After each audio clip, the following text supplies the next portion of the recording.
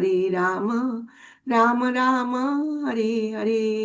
वाञ्छाकल्पतरुभ्यश्च कृपा सिन्धुभ्यः च पतितानां पावनेभ्यो वैष्णवेभ्यो नमो नमः। जय राधा माधव जय कुंज बिहारी। जय राधा माधव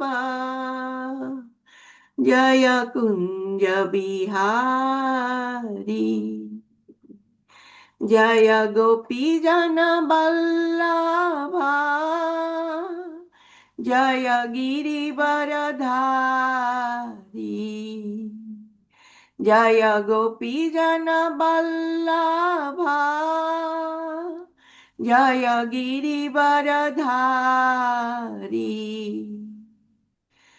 यशोदानन्दन व्रज जनरञ्जन यशोदानन्दन व्रज जनरञ्जन यमुनातीरा वनचारी। जय राधा माधव जय कुंज बिहारी। जय राधा माधव जय कुंज बिहारी।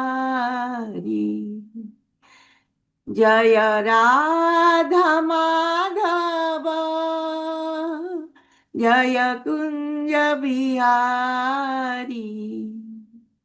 जय राधा माधव जय कुंज बिहारी। हरे कृष्ण कृष्ण कृष्ण हरे हरे। हरे राम राम राम राम हरे हरे। हरे कृष्ण कृष्ण कृष्ण हरे हरे। हरे राम राम राम हरे हरे। हरे कृष्ण कृष्ण कृष्ण हरे हरे। हरे Ram Ram Ram Ram Hare Hare. Today we'll do an Odia bhajan written by Bhakta Salabhaiga. एकातो भक्त जीवन एकातो भक्त जीवन एकातो भक्त जीवन एकातो भक्त जीवन भक्त निमन्ते तोर शंख चक्र चिन्ह शंख चक्र चिन्ह एकातो भक्त जीवन एकातो भक्त जीवन भक्त तो माता पिता भक्त तो बंधु भक्त तो माता पिता भक्त तो बंधु भक्त हितरे तोर नाम कृपा सिंधु नाम कृपा सिंधु एकातो भक्त जीवन एकातो भक्त जीवन धेनु पछे पछे बच्चा गमे क्षीर लोभे धेनु पछि पछि बच्चा गमेकी र लोभे भकत पछाडि तुई थाउ से भावे थाउ से भावे एकातो भकत जीवन एकातो भकत जीवन भकत निमन्ते तोर शङ्ख चक्रे चिन्ह शङ्ख चक्रे चिन्ह एकातो भकत जीवन एकातो भकत जीवन बापा मोगल पुआ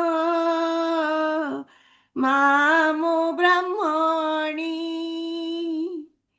बापा मोगल पुआ मामो ब्राह्मणी एकुले जन्मिली हिन्दू नखाए मो पानी नखाए मो पानी एकातो भकत जीवन एकातो भकत जीवन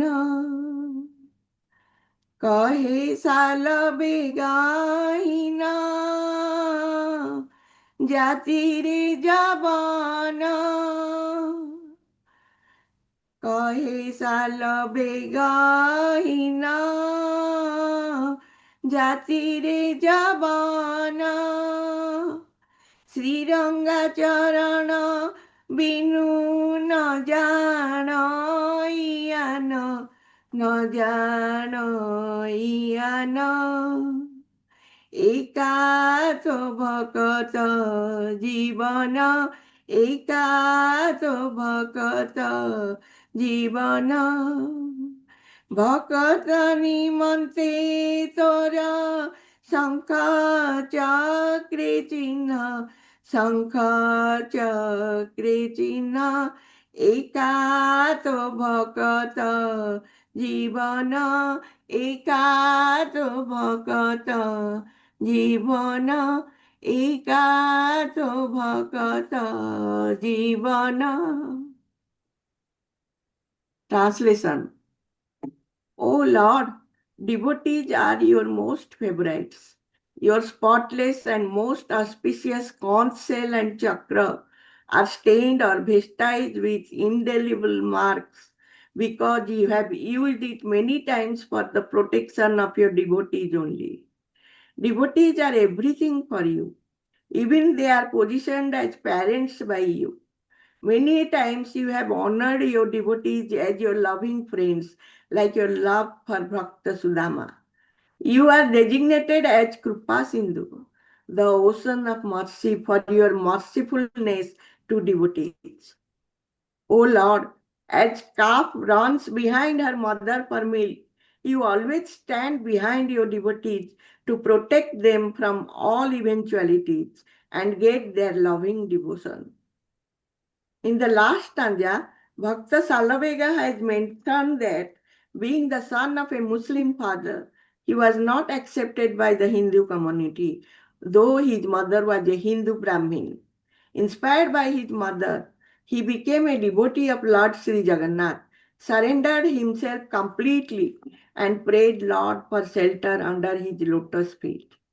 This song was written by Bhakta Salavega and it emphasizes the feelings of Lord for the devotees.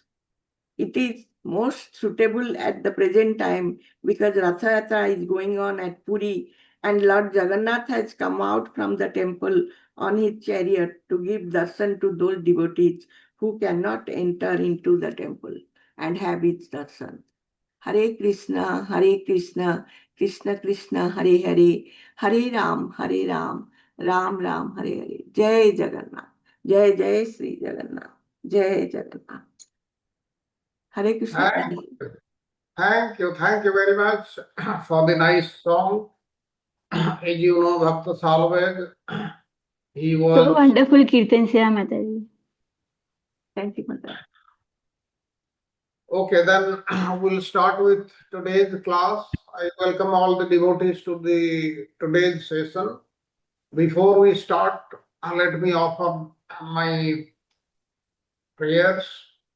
नमो विष्णुपादाय कृष्णप्रेष्ठाय भूतले श्रीमते भक्तिवेदांत स्वामिनिति नामिने नमस्ते सारस्वते देवे गौरवाणी प्रचारिणे निर्विशेष शून्यवादी पाश्चात्य देशतारिणे जय श्री कृष्ण चैतन्य प्रभु नित्यानंद श्री अद्वैत गदाधर श्रीवासादि गौर भक्त वृंद हरे कृष्ण कृष्ण कृष्ण हरे हरे हरे राम राम राम हरे हरे ओम अज्ञानतिमिरन्धस्य ज्ञानाञ्जनशलाकया चक्षुरुन्मिलितं येन तस्मै श्रीगुरवे नमः श्रीचैतन्यमनोभीष्टं स्थापितं येन भूतले स्वयं रूप कदा मह्यं ददाति स्वपदान्तिकं वन्देऽहं श्रीगुरु श्रीयुतपदकमलं श्रीगुरुन् वैष्णवाञ्च श्रीरूपं साग्रजातं सहगण रघुनाथान्वितं तं जीवम् साद्वैतं सावधूतं परिजनसहितं कृष्ण चैतन्य देवं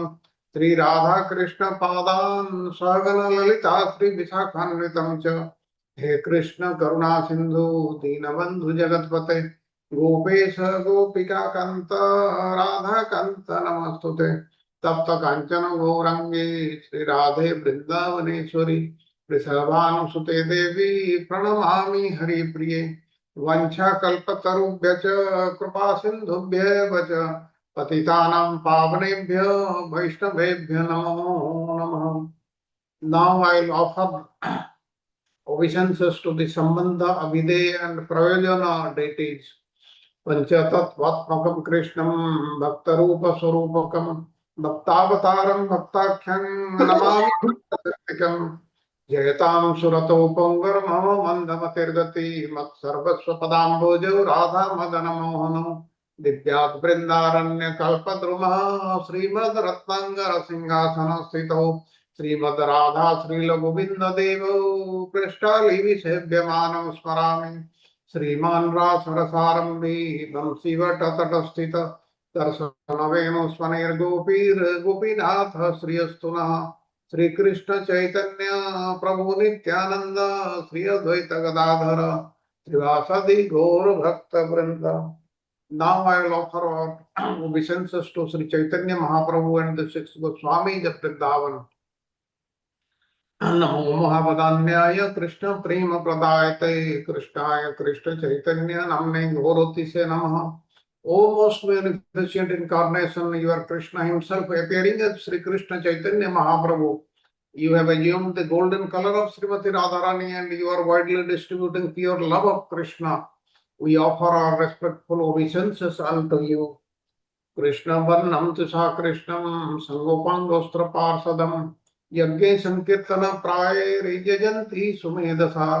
In the age of Kali, intelligent persons perform congregational chanting to worship the incarnation of Godhead who constantly sings the names of Krishna. Although his complexion is not blackish, he is Krishna himself. He is accompanied by his associates, servants, weapons, and confidential companions. नाना शास्त्र विचारण के निपुणो सद्धर्म संस्थापको लोकानां हितकारिणो त्रिभुवने मान्य शरण्याकरो राधा कृष्ण पदारविंद भजना आनंदेन मत्तालिको वंदे रूप सनातन रघुजुगो श्रीजीव गोपालको. I offer my respectful obeisances unto the six Goswamis, namely Sri Rupa Goswami, Sri Sanatana Goswami, Sri Raghunath Bhatta Goswami, Sri Raghunath Das Goswami, Sri Jiva Goswami, and Sri Gopala Bhatta Goswami, who are very expert in scrutinizingly studying all the revealed scriptures with the aim of establishing eternal religious principles for the benefit of all human beings. Thus, they are honored all over the three worlds and they are worth taking shelter of because they are absorbed in the mood of the gopis and are engaged in the transcendental loving service of the divine couple Sri Radha and Krishna. Om Namo Bhagavate Vasudevaya Namo Bhagavate Vasudevaya Namo Bhagavate Vasudevaya नारायणं नमस्कृत्य नरं चैव नरोत्तमं देवीं सरस्वतीं व्यासं ततो जयमुदीरयेत् नष्टप्रायेषु अभद्रेषु नित्यं भागवतो सेवया भगवती उत्तमश्लोके भक्तिर्भवति नैष्टिकी हरे Krishna Krishna Krishna Hare Hare Hare Ram Ram Ram Hare Hare Hare Krishna Krishna Krishna Hare Hare Hare Ram Ram Hare Hare Hare Krishna Krishna Krishna Hare Hare Hare Ram Ram Hare Hare. With this, I welcome all the devotees to the today's session. We are studying 12th canto, chapters 8 to 10, and the third session will start today. But before that, let us have the recap of what we learned yesterday. Hare Krishna, please accept my humble obeisances. All glories to Srila Prabhupada. A very wonderful kirtan by Mataji. Such a beautiful song you sang today. Thank you so much, Dandavat Pranam. So yesterday, Sharad Prabhuji very beautifully took us through the realizations of Rishi Markandeya when he wanted to experience the Lord's illusionary energy. So let us very quickly do the recap of chapter 9, which comprises of lesson 196 and 197 that we covered yesterday. Hare Krishna. All glories to Srila Prabhupada. So, my first question is, what does Maya do? What is the function or the nature of Lord's illusionary energy? What does she do? Hare Krishna, Mother. So Maya Hare is Yes, a Prabhu. Okay. Yes, Okay, any can one of them. okay.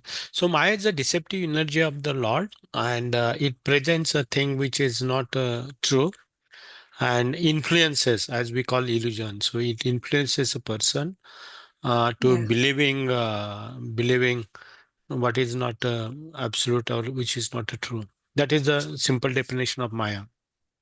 correct. Thank What's you, her Prabhu. job? What's her job? Mataji, Hare Krishna Prabhuji, Dandavat Pranam. Yes, Mataji. It makes the jiva to forget his spiritual being, right identity, and it enables the devotees to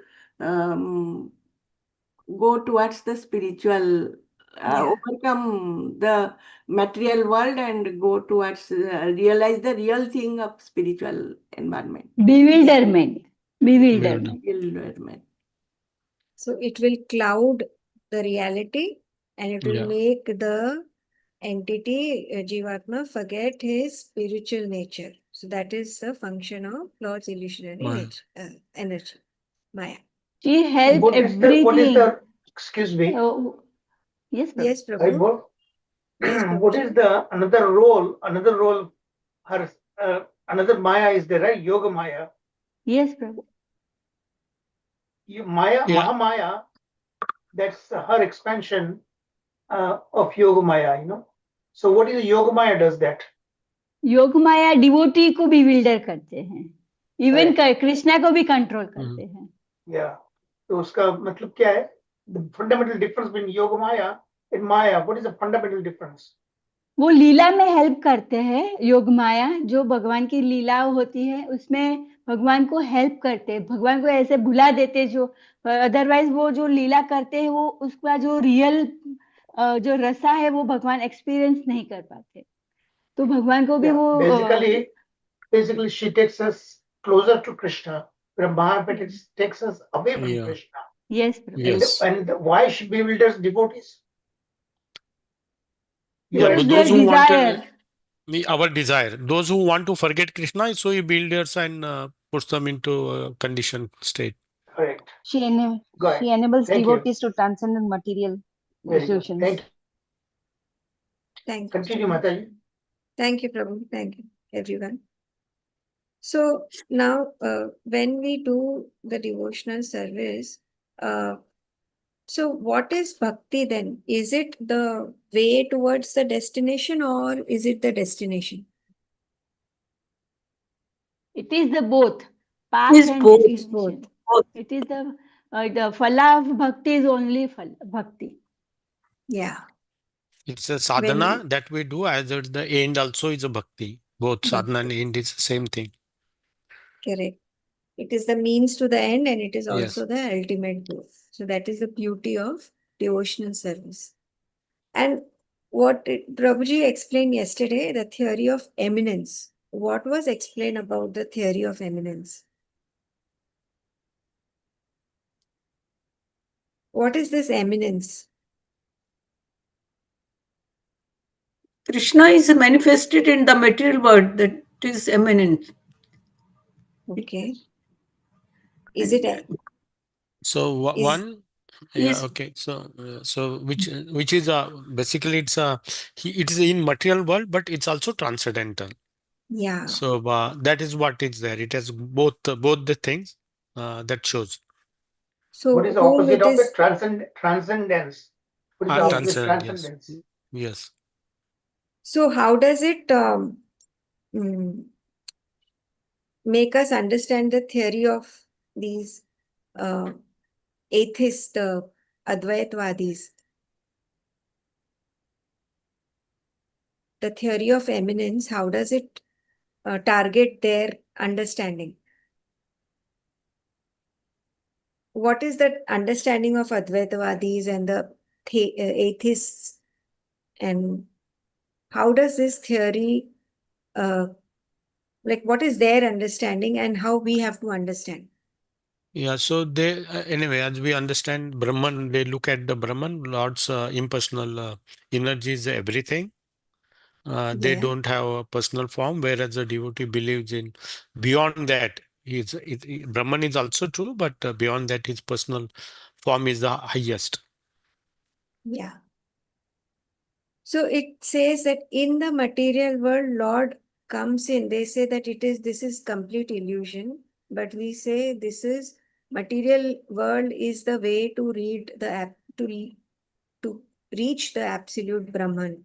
And through the material world, we have to realize our true identity, and through that only we have to go towards Brahman. So it is definitely personal, not impersonal. Okay. So we go ahead. Then what is the, like, how do we, uh, Markandeya Rishi, when he experienced Lord's illusionary energy, what was his learning? What was his realization?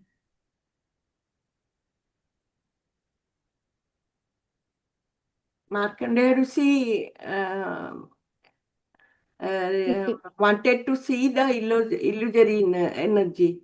That is, this depicts that all devotees should always seek the experience and know the potency, understand the potency of the Lord, and Yeah, It is um, ultimately a deception that diverts souls from yeah, the line of their true essence, correct, reality. correct. It is taking us away from realizing our true essence. So Markandeya Rishi experienced it very deeply, that how the illusionary energy potency is so strong and so strongly it can just sweep a person away from its real goal without him being realizing. Yesterday, Sharat Prabhuji gave a wonderful story of this Brahmana who was in Jagannath Puri, who desired to experience Lord's illusionary Mhm. energy. Okay. So then what is like the nature of the time, the material world? What is it serving, and how is the spiritual self? How is the material energy of the Lord and the material world, material existence, and how is the spiritual self? In what way do we have to understand it?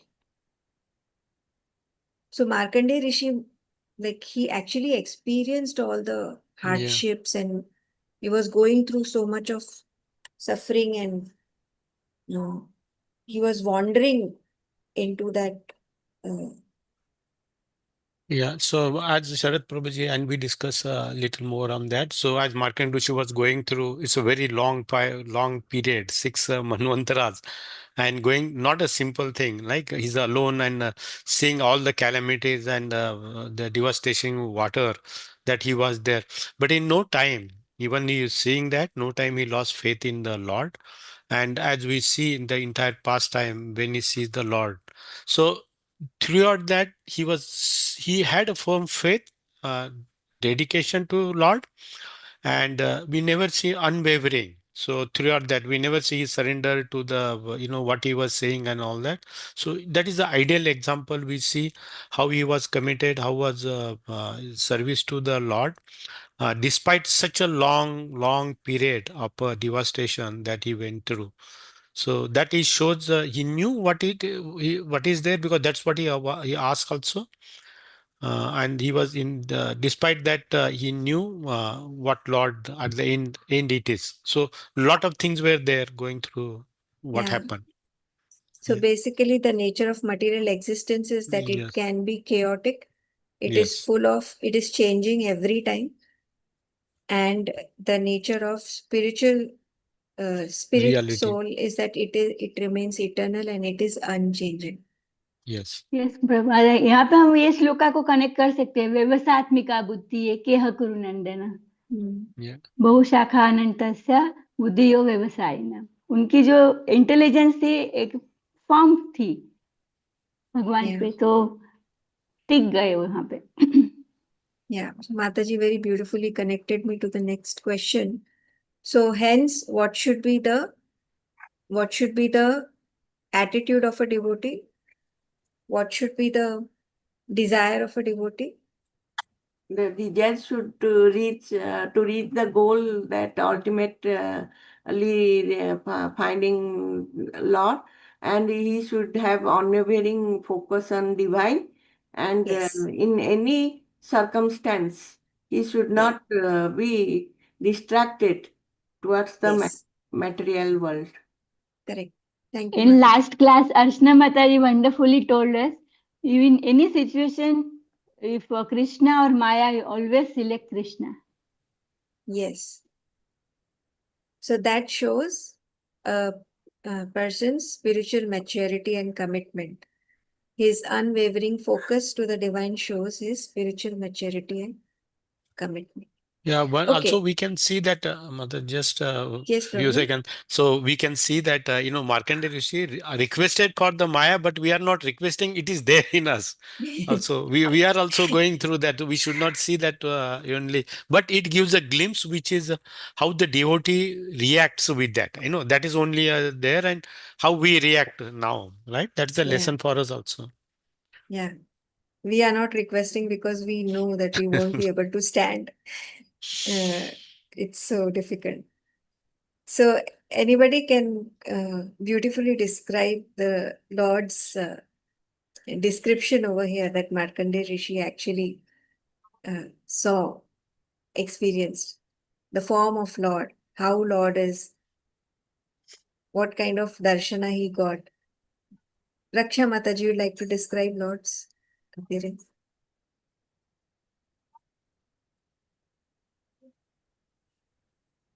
Okay, Lord was where he was. Where did Markandeya Rishi see Lord? Okay, yeah, I will explain, and maybe somebody can add, Mataji, or somebody wants to go ahead. Please go ahead. It's a beautiful pastime, right? You can. The whole Yes. chapter talks about that. So one day he requested Narayan Rishi to see. Instead of asking something, he requested to see his illusionary energy, and behold, Lord fulfills their desire as time passed. And one evening, as he was performing his evening Sandhya, he suddenly see the cloud and all this thing, everything changing around, and suddenly there was a darkness and all the water rising, everything. He sees that, and as he was saying, is going through that and changing. The water of devastation and suffering. He was seeing many other things in the water. It's not like that, and it was ferocious things in the water also. He Yeah. was saying that, but at the same, he saw some light and banyan one tree with one leaves, and he saw something as he was going there. He was sucked in. He goes inside. He see the whole world, including himself. What was happening? He was thrown out, and then he sees that Lord's form, beautiful form, as Sharad Puri described. He talks about a beautiful young small baby with his color, with the beauty, and what he was holding his thumb into the mouth and sucking it and smiling. In despite all that devastation, right? We cannot imagine, but such Yeah. a form, the glimpse. So two contracts, the night, devastation, all this going happen, and the other side, just one small tree and on that banyan leaf and the small baby, and that too sucking such a beautiful form. His clothes are mentioned. It's Yeah. clothes and his all those details are mentioned there. Yeah. Correct.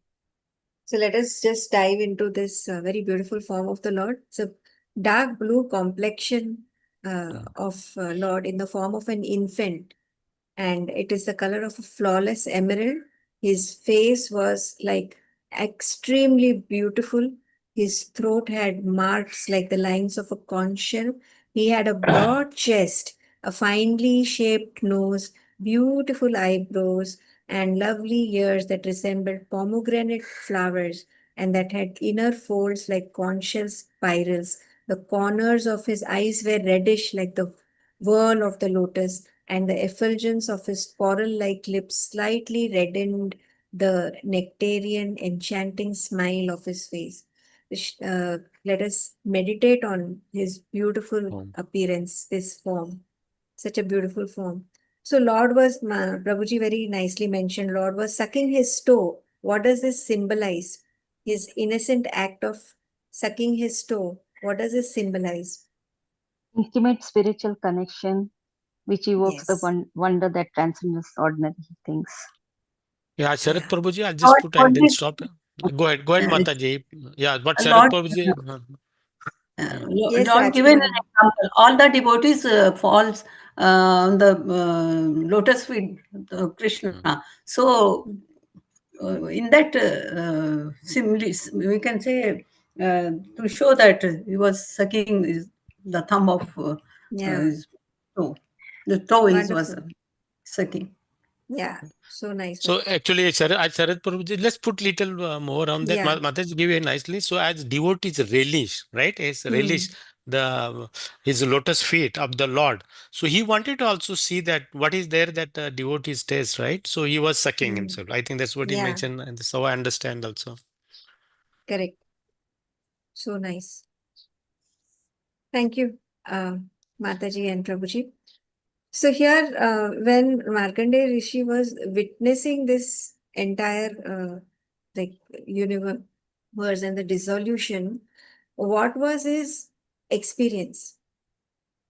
Like, what did he finally conclude after this whole devastation and he went through all this, then he saw the form? What He did he finds realize? himself, Mataji, he finds himself drawn into the divine form and witness the Yeah. entire universe as it Yes. exists before dissolution. Yes. So what does this show? So that interconnectedness of all the existence and Interconnectedness omnipresence of, of the divine. correct. Very, very उन्होंने अपने important आप 2 को भी points. देखा उसमें, हाँ. उसने अपने आप को भी देखा, अपना आश्रम को भी देखा. हाँ. The main point we have to understand the whole devastation that he was observing is nothing but Lord. That he was connecting Yes. with that also. That's the prime thing. Yes. Yeah. Yes. Which we wouldn't have never been able to taken Yes. that it is divine. To see, like in the catastrophe, to see divine, it's very difficult. It's not possible. He saw the illusory potency of the Lord when he woke up from the dream. Then he finds that this is all is illusory. Yeah. Illusory. The power of his illusionary energy, which makes everything look so real. Yeah. Okay. So here, this Lord was gazing over Markandeya Rishi with a very, very beautiful smile. So, what does this smile of the Lord indicate? It indicates the personal connection of divine, which gave the perception to Markandeya Rishi. He could see the entire universe inside the body of the Lord, and he could Yeah, realize that God is omnipresent. And yeah, so Lord is smiling and gazing at him, and yeah. he made him realize that this is the fact. Yeah. So just Personal imagine relationship. personal It is, relationship. shows a personal relationship, Yeah. Just Reciprocation. imagine reciprocation, yes. reciprocation. So let us imagine, I mean, that smile of the Lord was like, I mean, he is just showing him that, behind all this, I'm there and you don't worry. So that assurance is there in a smile. Mm. That love is there in a smile, and which could make us forget the worst of the suffering that one is going through. Krupa Kataksh. Mm. Yes. It is called Krupa Okay. Kataksh. Yes, Mataji. When will we get that Krupa Kataksh? Okay. So then where does he come finally? Like what happened to Markandeya Ji? Where did he land after all this dissolution? Back to his hermitage.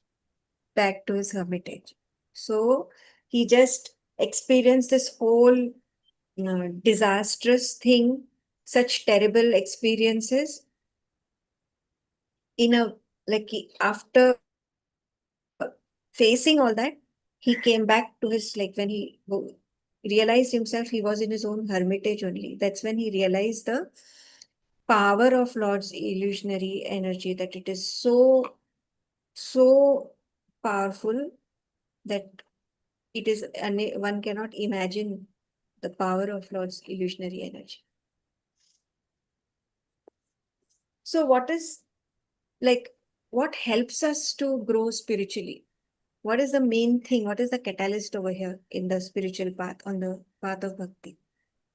We've been learning since so many sessions. Suffering. Suffering is the Suffering. most important factor. By Yeah. realizing this, only we can progress or we can go towards the spiritual path. Yeah. अगर हमें जब तक मालूम नहीं पड़ता है कि हमारे सफरिंग क्यों हो रहा है, अगर वो सोचते नहीं कभी और ऐसे ही एक्सेप्ट कर लेते तो वो कभी भी नहीं जा पाएंगे, मगर इट इज द कैटलिस्ट. एक एक Yeah. सफरिंग कैटलिस्ट होता है. Yesterday I was asking Sharad Prabhuji, why did Markandeya Rishi desire to know the illusionary energy of the Lord? Because had he not gone through these experiences, that realization of knowing God wouldn't have been so strong, and the urgency also. We don't realize the urgency unless and until we are into that challenging and a suffering situation. Yes, very true. Okay, so we come to the very important thing without which it is not possible to come out of this samsara, that is Lord's prema bhakti towards Lord. How does prema bhakti help us to reach our goal? What is the goal of practicing prema bhakti? Genuine love for God, Yes, to and develop which genuine is love rooted for in God. with the emotions and spiritual experiences. It becomes a bridge between the love becomes a bridge for the divine, which we can cross there and experience God's love. So Direct the experience of God. Ultimate direct. goal is to achieve Lord. Hmm. The ultimate goal is of the bhakti is to achieve Lord. Path of So the devotion. world, yeah, we just saw the powerful illusionary energy of the Lord. Extremely, extremely powerful. One cannot get the end of it. It is so powerful. In this, there are so many understandings of so many ways of going out of it. But this prema bhakti is the ultimate way out, it is challenging that intellectual understanding also. One cannot reach God by intellectual understanding also. So Prema Bhakti is telling us that we have to emotionally root ourselves with, bond ourselves with Lord, not with the not in the material world, in the material beings. We have to transcend our feelings, our emotion towards the transcendental and not get stuck in the material. Because Maya is very powerful, we will never be able to come out. So So, also we say, yeah, Mataji, it's a re-establish. It's not something we are discovering new, right? So yes, reconnect with the Lord, what we were. yes, So once we were there, and once you connect, then it becomes easier. It's not something new. yeah. Mhm. So, yes, you got me to the next question. So, how do we connect when we see the cycles of creation and dissolution? Like everything what is coming is going to an end. Every day we see people are born, and then every day we are seeing people are dying also. So, what is this creation emphasizing on the fact? Which fact it is emphasizing? The cycle of creation and dissolution. All this in the material Time, world is nature of fleeting. time and existence. And Yes. It's a Correct. Nature of time and it's a cyclic nature, right? Non-linear. cyclic nature. Cyclic nature. Cyclic nature is like showing the ultimate compassion of the Lord, that again and again so many opportunities He is giving us, so many suffering He is giving us to show that it's like worst come worst cases, even to the meanest atom, Lord is compassionate. So many opportunities. Yeah, linear shows that it's a one-time activity. One can go and forget about, but cyclists again and again. So Yeah. that is the difference between at least the Sanatan belief and other religion. That's a very Yes. powerful message. So, what is the nature of prayer? How does sincere prayer can transform? Is it it depends with transformative? A consistent, sincere prayer gives devotion and deepens the spiritual connection.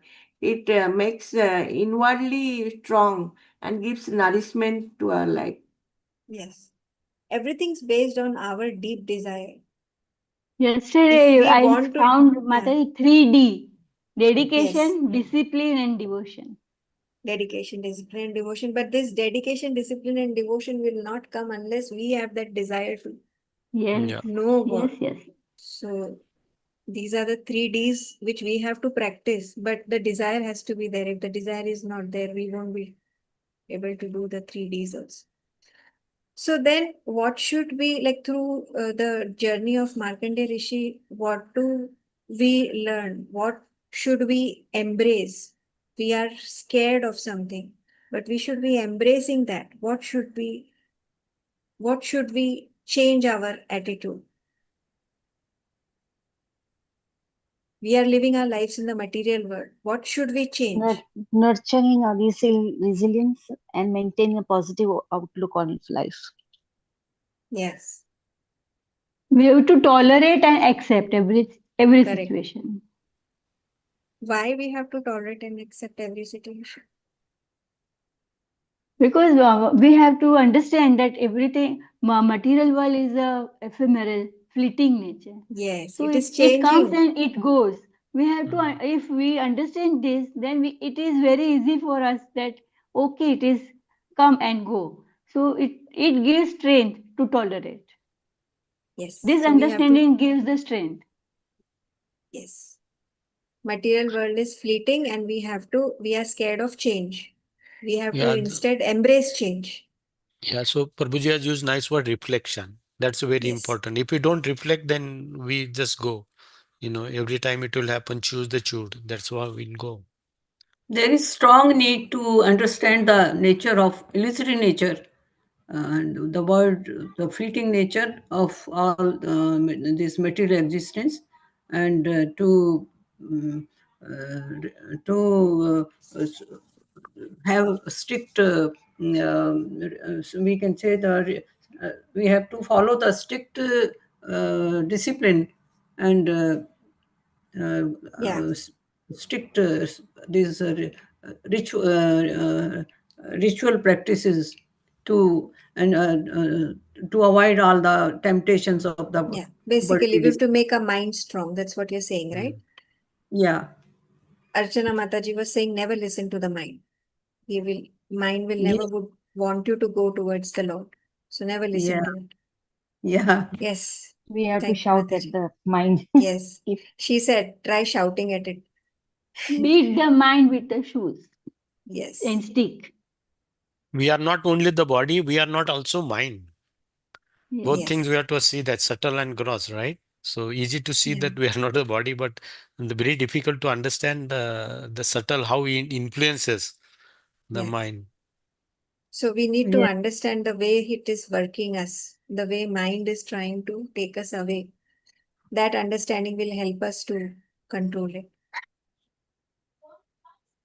So this Sometimes relationship, we know everything, still our mind is working in that way. Sometimes. that's the reason we like this, all this, Yeah. so many classes, so many courses. Nothing is enough. Why? Because we want to train a very, very untamed animal. So, and so much of hard work is there. Okay, so we come to this after doing all these hardships, after yearning all this to to do pure devotional service. What does it give us? Which bond it fortifies, it strengthens, and why this bond is required? So much of devotional service in very Love, purely we have to do. Yes, loving true love for the devotion. Lord. Yes. We want this eternal relationship, pure, most pure relationship. Why? Because that is the only true thing. It is it is the only purest thing. Without experiencing that, we will never come out of the material. We are searching that only in the material.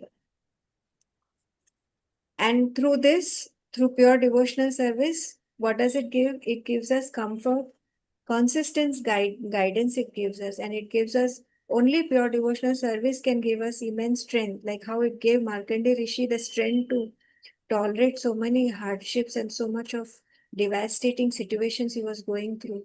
So it is this pure love and surrender to the Lord that will help us go ahead on this path.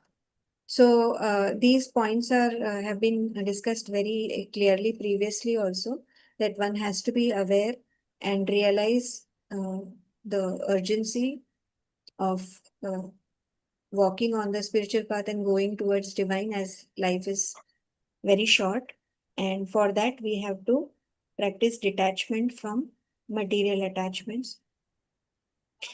What is the best way to grow on the devotional service, Bhakti Marg? What qualities should we cultivate? Which we kind of get uh, sidelined in the walk of the, when we are walking in the material, when we are living our life in the material world, we kind of keep forgetting. But we have to cultivate these qualities. What are these? Love, service, Yes. selflessness, Yeah. faith. These Compassion. deep faith and deep compassion, faith. which every time we'll have to, like, situation will come that we'll have to compromise on these qualities when we are in the material world. So we have to kind of cultivate them every now and then to become stronger on the path of devotion. And then what is this, how does it help us? How do we, what does Prema Bhakti do? When we are doing devotional service towards Lord, what does it do? It Gradually, gradually dissolve the Chains. karmic bondage. yes, Change it dissolves our karma. bondage. Yes. अकर्म, जैसे जितने हम अकर्म करेंगे, भगवान के लिए कार्य करेंगे, इतना हमारे जो बॉन्डेज है वो घटता जाएगा। नहीं, the sanchit karma will go when you are devotional service, it will burn. A karma will not create a new, that's okay, but what about the Yeah. other one that will bring you back every time? Yes. So Bikarma. that has to go. Yeah. All those sanchit karmas and prarabdha, everything has to reduce or go. Yeah. Prarabdha we have to face in every way, in every Correct. condition. But that the bearing capacity, tolerating capacity, the individual, the devotee gets Yeah. only. And Only Lord the also difference. helps the devotee to face his prarabdha. Yeah. Yes, yes, yes, Mataji. Thank you so much. Over to you, Prabhu. Hare Krishna.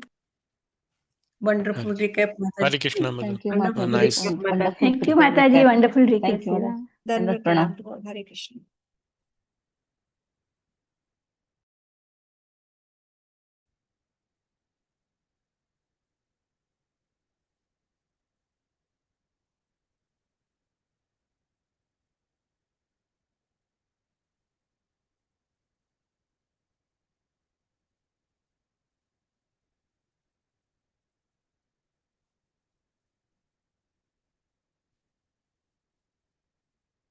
What happened?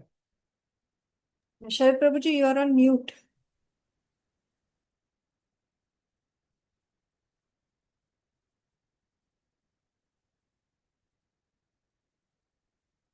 Maybe looks like Sharad Prabhu lost the Wi-Fi. I think. No, he is there. He is unable to mute himself. Yeah. Okay.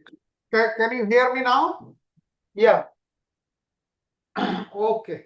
Now, one thing we have to remember, what is given in the Bhagavad Gita, Daivi yesa gunamayi mama maya durattaya mamai baye prapadyante maya metam tarantite. My divine energy, that is Maya, consisting of the three modes of material nature, is very difficult to overcome. But those who surrender unto me cross over it. We have to remember that. That's why what we have been taught about Saranagati, that we have to remember. Without Saranagati, without surrendering to the Supreme Lord, will not be able to do anything. Okay, let me go to the. Oh,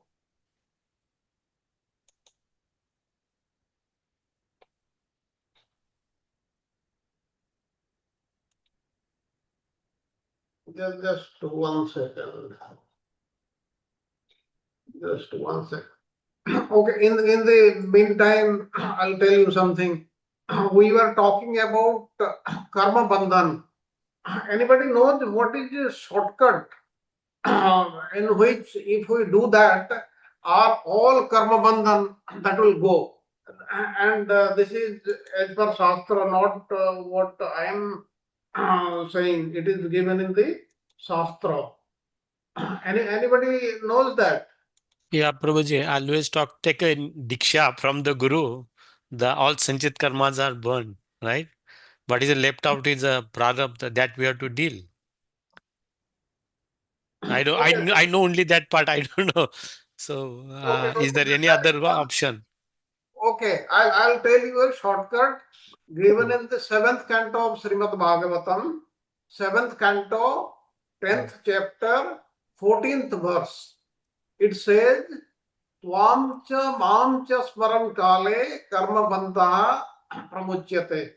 Anyone who remembers your activities, that is Prahlad Maharaj's activities, and my activities, that is the activities of Lord Nrsimhadev, and who chants the prayers you have just offered. Prahlad Maharaj offered the prayers to Nrsimhadev. He becomes free in due course of time, not immediately, but in due course of time. And then what happens? He will be freed from all reactions of material activities. We were discussing yesterday how we will be able to get over it. But this is another shortcut we should know. Okay, I'll share my. Okay. Hare Krishna, let me remind you that in Govinda Vashya, the third chapter, which is the largest one, okay, 190 sutras are there. That chapter is all about pure bhakti, and such an advanced level of bhakti is described. You'll be amazed. And there, this issue is also comes up: how to break the karmic bondage through bhakti process. So in a Govinda Bhashya, in the later verses, later sutras, probably the 2027, you'll be hearing so much in great detail about his bhakti and how it dissolves karmic bondage.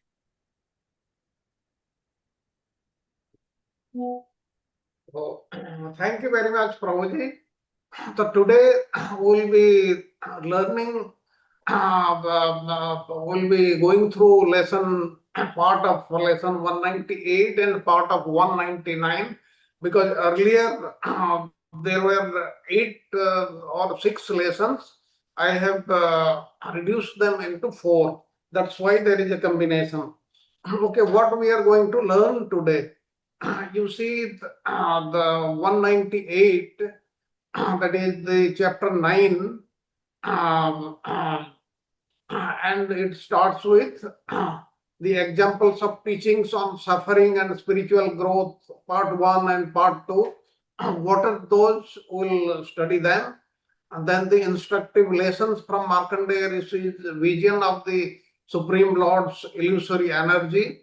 Part of it we have seen, and more we'll see today. And Lord Shiva and Uma glorify Markandeya Rishi. Not only Narayana Rishi, he praised him, but Lord Shiva and Uma also, we'll see that also, that aspect.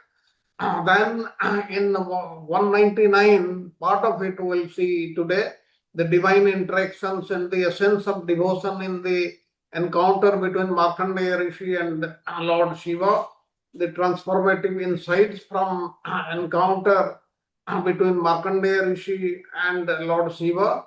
All these things we'll see in great detail.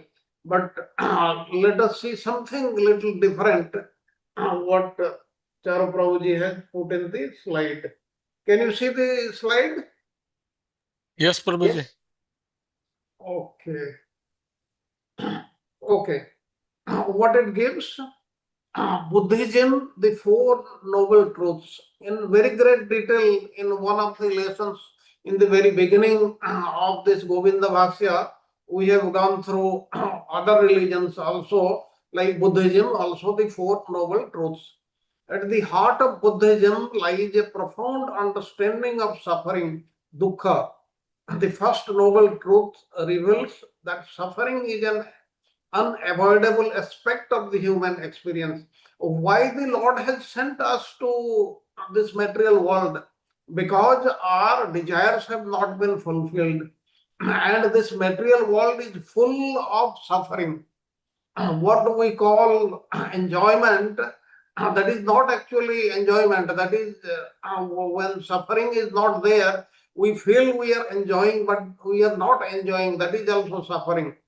And the journey to enlightenment begins with the courageous act of recognizing and understanding the suffering. We have to understand this aspect. This is very, very important. It is very much stressed in Buddhism. That means we cannot avoid dukkha or suffering. Therefore, we have to go through it. And by acknowledging our suffering, we open ourselves to cultivate deep compassion for both us and others. We should be compassionate not only to the others, we should be compassionate to our own selves also, because this we cannot avoid under any circumstances. And this compassion serves as a powerful force, ultimately paving the way towards the cessation of suffering through the transformative eightfold path. And in this journey, suffering becomes gateway to a profound understanding of impermanence and the intricate nature of reality. We should face it under all circumstances. And what about Christianity? The passion of Jesus Christ, the suffering of Jesus Christ stands as a cornerstone of faith. Jesus Christ, he was crucified at the end, and he allowed the people to do so because he wanted to save the people.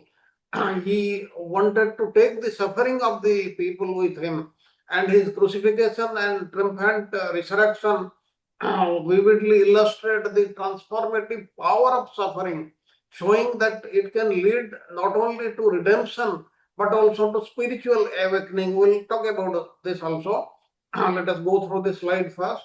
Believers draw strength and hope from the conviction that their own suffering can catalyze spiritual growth and foster a close relationship with the God. Later on, we'll also learn what Mother Kunti also says. She wants suffering only because in suffering you remember the Supreme Lord, and other times you forget. And this powerful message encourages followers to embrace their challenges as a vital step on the spiritual journey, viewing suffering as an opportunity to participate in Christ's redemptive work. That's why if we are suffering, we should be very, very happy that we are getting an opportunity to remember the Supreme Lord. And this perspective fosters inclusion and instills a profound sense of purpose. Let us see. As we know, Jesus Christ, he was betrayed by the Judas, he was abandoned by his disciples, he was falsely accused and sentenced to death. And he was scourged, mocked, crowned with thorns, and forced to carry his own cross. And every step of his suffering fulfilled the prophecies of the Old Testament, especially Isaiah's description of the suffering servant, which said, "He was pierced for our transgressions, crushed for our iniquities. The punishment that brought us peace was on him, and by his wounds we are healed." This is what is given. And the crucifixion itself was one of the most brutal forms of execution designed to prolong suffering. And Jesus Christ, he endured his pain not only from the nails that pierced his hands and feet, but also from the weight of humanity's sins. He took away the sins of all humanity, and that's how he suffered. And yet, in his suffering, he continued to show love and mercy. He was not inimical to the people who were doing that. And the ultimate act of love which Jesus Christ teaches us, Jesus' death was not just a tragic event, it was a willing sacrifice. He took on the sins of the world and bore them on the cross so that we might have eternal life, and his suffering was redemptive. It is a perfect offering to the Father, that is the Supreme Lord, for the salvation of souls. And his death tore the veil of the temple in two. It is given in the Bible, and this symbolizes that through his sacrifice, all people now have access to God's mercy. Because of Jesus Christ, the sacrifice, we and everybody is getting mercy of the Supreme Lord. Now let us go to the next slide. Now let us see what the Sufis says. Sufism, that is the part of the Muslim tradition. The path of love and pain, how they are connected. In Sufi traditions, suffering is often regarded as a pathway to deepen one's love for God. When there is suffering to us, we deepen our love for the Supreme Lord. That's why we should endure it. And the journey of love is fraught with trials, that ultimately purify the heart and soul. And what happens when we are suffering? We are getting purified within. And that's why it is very, very important. We should not try to avoid it under any circumstances. Sufi poets like Rumi eloquently express that pain and longing for the divine can fuel an ecstatic union with the God, and the belief that suffering can metamorphose into divine love exemplifies the extraordinary potential for spiritual growth that emerges from adversity. We should not take this suffering negatively.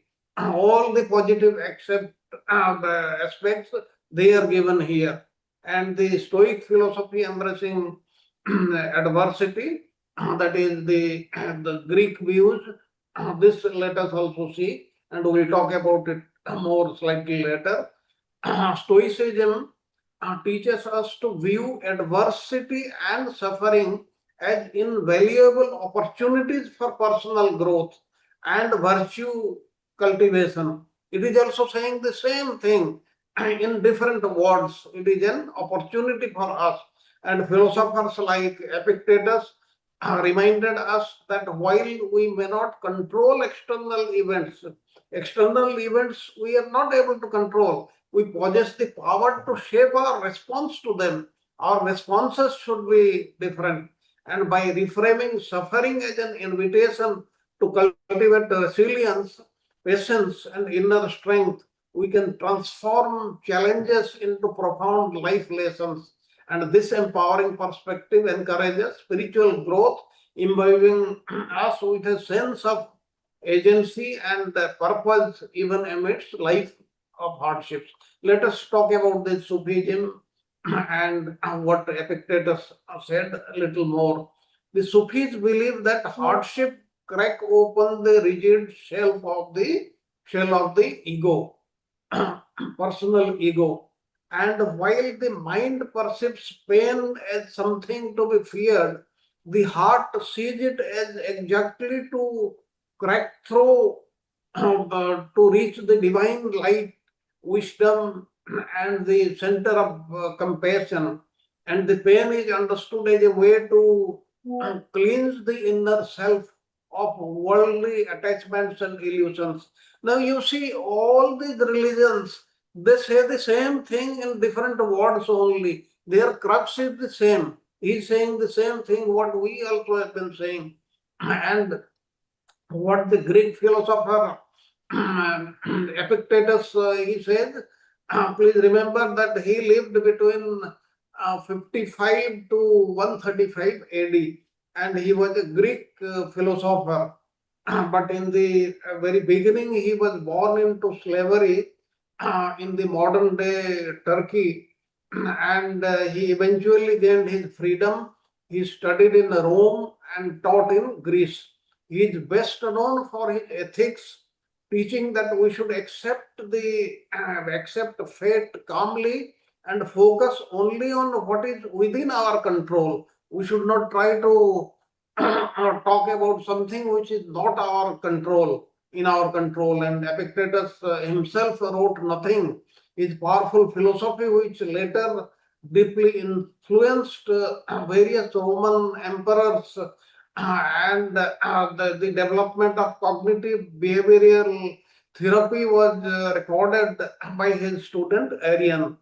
He famously taught that we do not suffer from the events in our lives, but from our judgments and opinions about these events. This is very, very important. I'll repeat what I said. We suffer because of our judgments and opinions about the events, and not because of the events happening. And suffering is not created by physical pain or circumstances, but by the extra layer of resistance, fear, and desire we attach to it. This is very important. And Epictetus' philosophical roadmap for dismantling suffering are what? Dichotomy of control. The root of nearly all suffering is confusing what is our power with us. And Epictetus directed individuals to divide the world into two columns. In our control, that is our judgments, intentions, desires, or actions, and which are not in our control, the external events, the opinions of others, our bodies, our fate, and the shift. What is the shift? The focus entirely on the former while radically accepting the latter. Fighting fate only drains our energy. That's why there is no requirement to fight. You accept what comes and do what is to be done, what is in our powers. And what about the perception of reality? Epictetus, the guidelines, he says, men are disturbed not by things, but by the view which they take of them.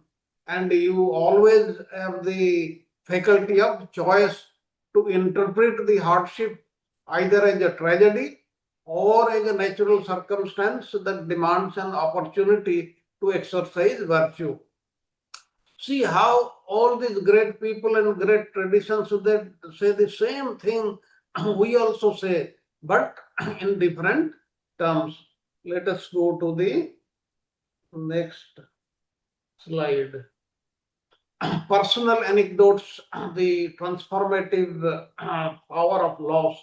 Illustration. Many recount that personal losses, such as the death of a beloved family member, can awaken profound spiritual insights. That time when such things happen in a family, spiritual insights are awakened. But please remember that they are also short-lived. People forget them after some very little amount of time. But if we carry forward them, if we remember them, then we will be benefited. The anguish of loss compels individuals to reflect deeply on the essence of life, prompting them to seek greater meaning and a stronger connection to the divine. We should know that this world is ephemeral, it is temporary in nature, and we are not going to stay in this material world forever. We have got a definite time period. Therefore, in this limited time, we should go after the divine. We should go after the Supreme Lord and not spend time unnecessarily on unnecessary things. And such experiences commonly nurture deeper empathy and compassion. Empathy and compassion not only on others but on our own selves also, heightening the awareness of the suffering faced by others.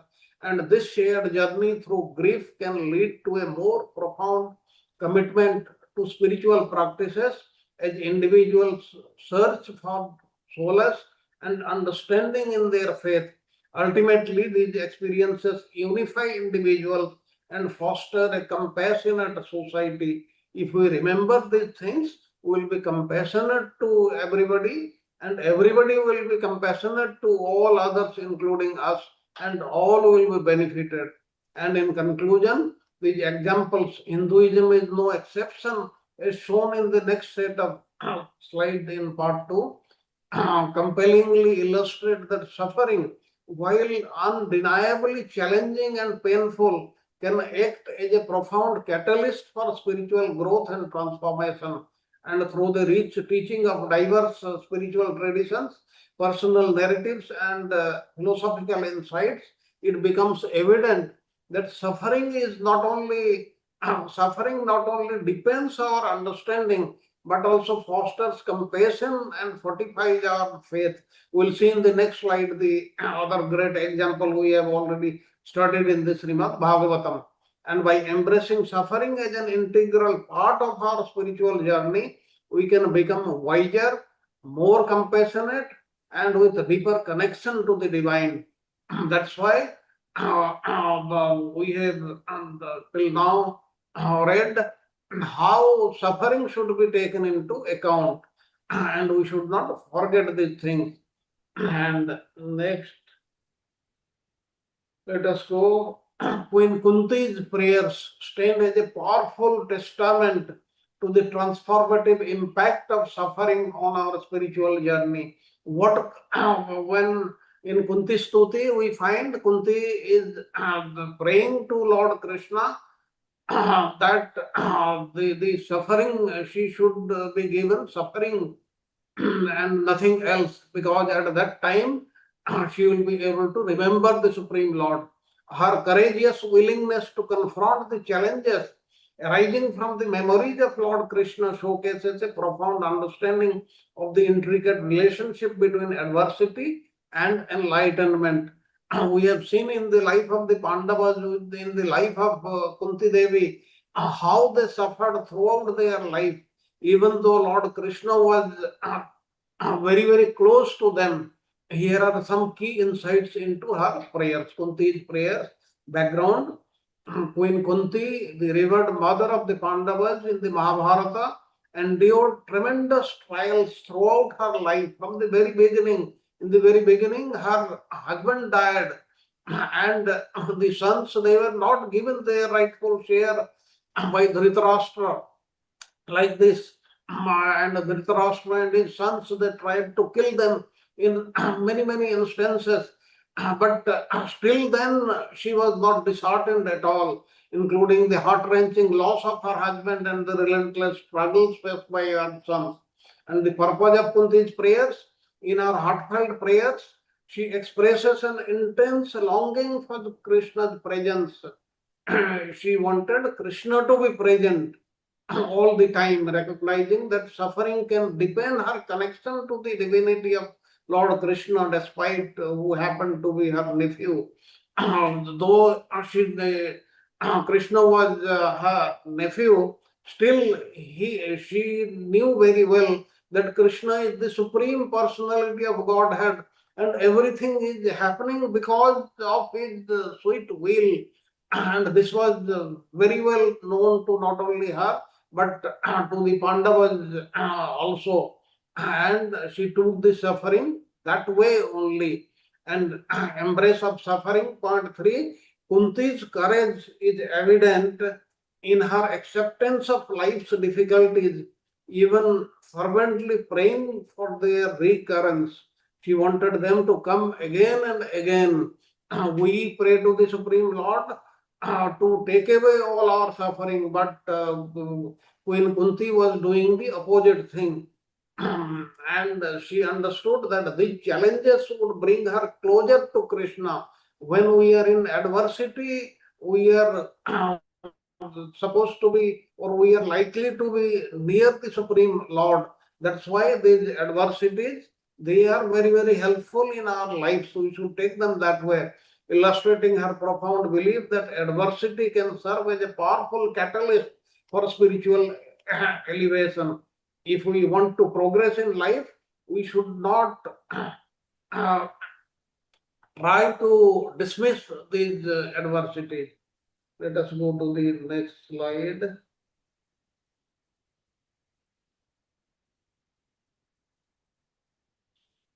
Divine remembrance. Queen Kunti eloquently articulated that recalling Krishna amid life's trials allows one to transcend material suffering. During suffering, when you remember the Lord, you take his names, that what happens, the material sufferings will lessen. You will not realize that suffering are there. And that way they are so powerful, they are so helpful. And by centering her thoughts on the divine, Kunti discovered a profound peace that defied chaos and turmoil. Even though there was chaos everywhere, turmoil everywhere, enemies everywhere, still then she was very, very peaceful, because she depended on Supreme Lord Krishna under all circumstances.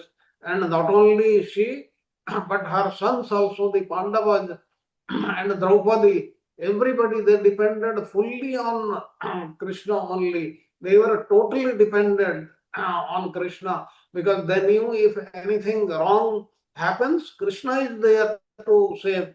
And he had saved them under so many circumstances. We know so many stories in Mahabharata. and detachment from material life. Her wisdom highlights the ephemeral nature of material existence.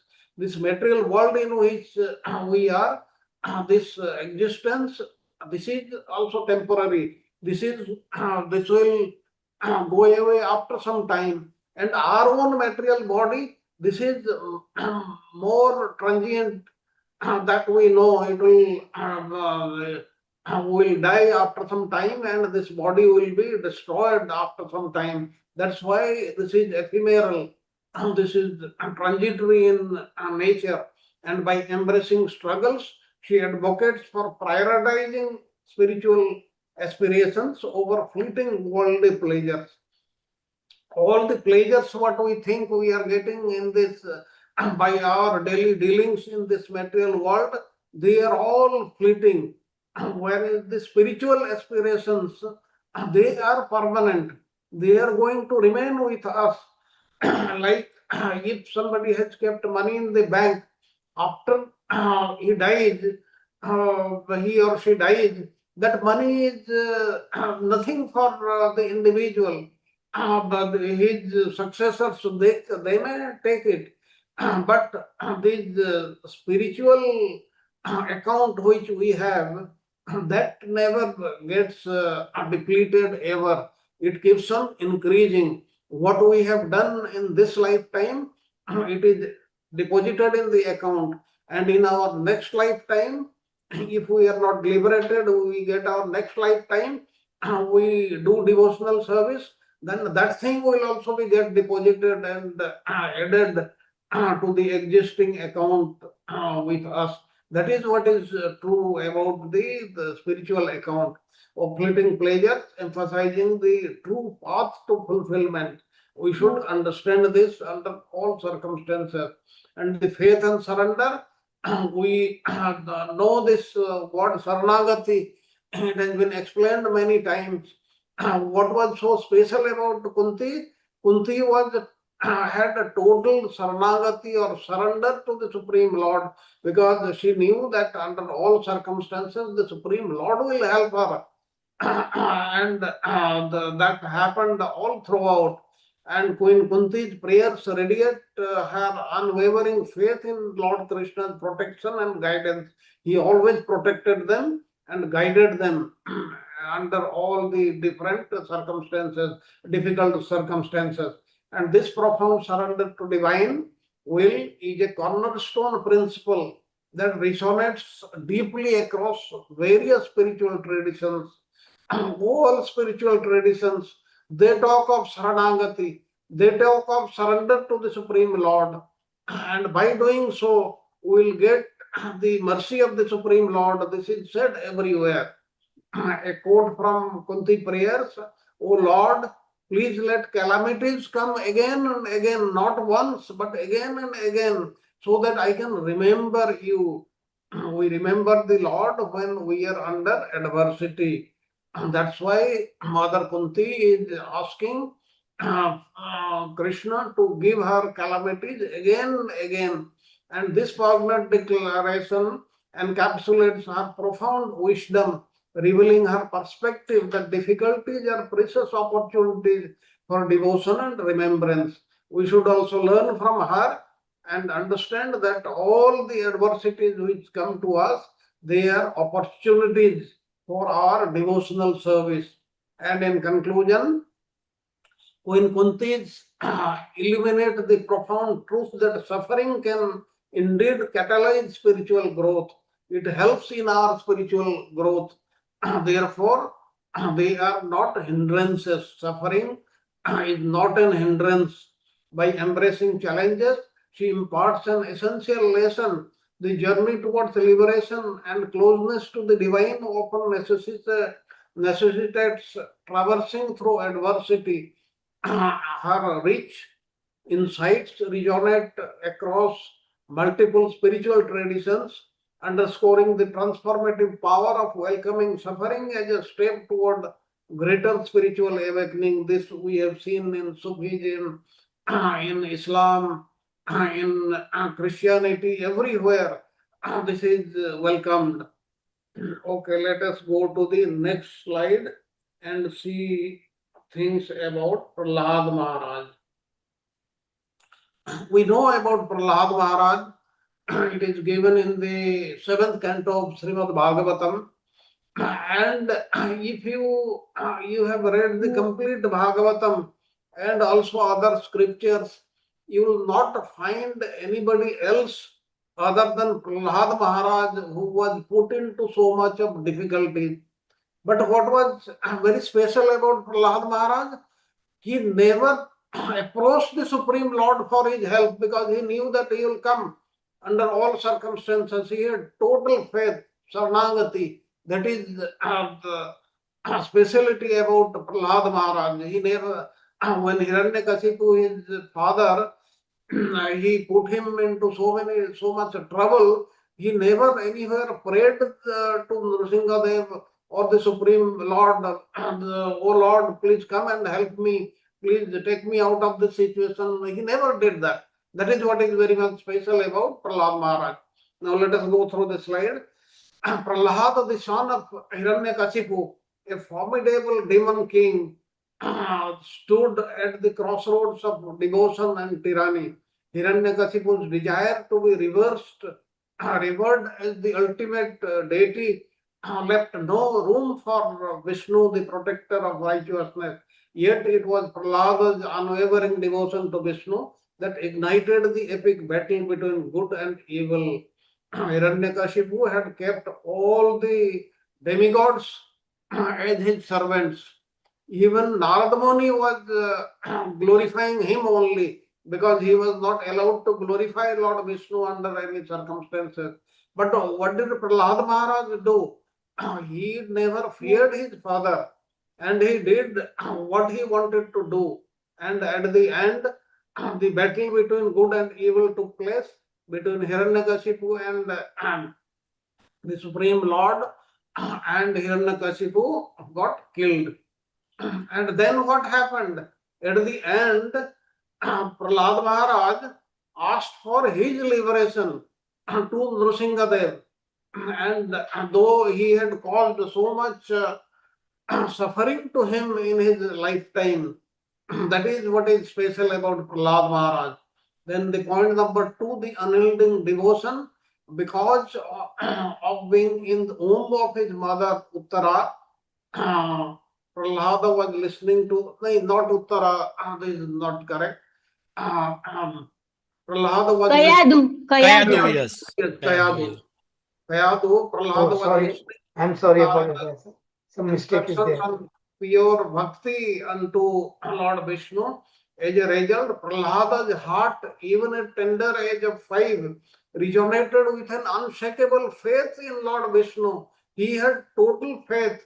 He was totally surrendered, Sarnagati, and he defied his father's menacing demands to accept him as the supreme God instead of Lord Vishnu. Prahlad Hiranyakasipu, he wanted that he should be worshipped instead of Lord Vishnu by anybody and everybody in his kingdom, which everybody did, but not Prahlad Maharaj. Prahlad's profound love for Lord Vishnu transformed him into a beacon of hope and resilience, demonstrating that authentic devotion can flourish even in the harshest environment. The uh, environment in which Prahlad Maharaj stayed, that was very, very harsh. But still then, he could pursue his devotional service, loving devotional service, and to free him, to make his words true. The Lord appeared as Lord Nrsingadev, free from fear and societal constraints. The trials and tribulations, Hiranyakasipu unleashed a torrent of brutal punishments in a desperate attempt to crush Prahlada's spirit. He wanted to discourage him. He had employed 2 teachers to teach him what he wanted. But instead of that, Prahlada didn't learn those things. He learnt what Narada Muni had taught him when he was in the womb of his mother Kayadu. And he endured fear, fairy torment, wild beasts, and relentless persecution.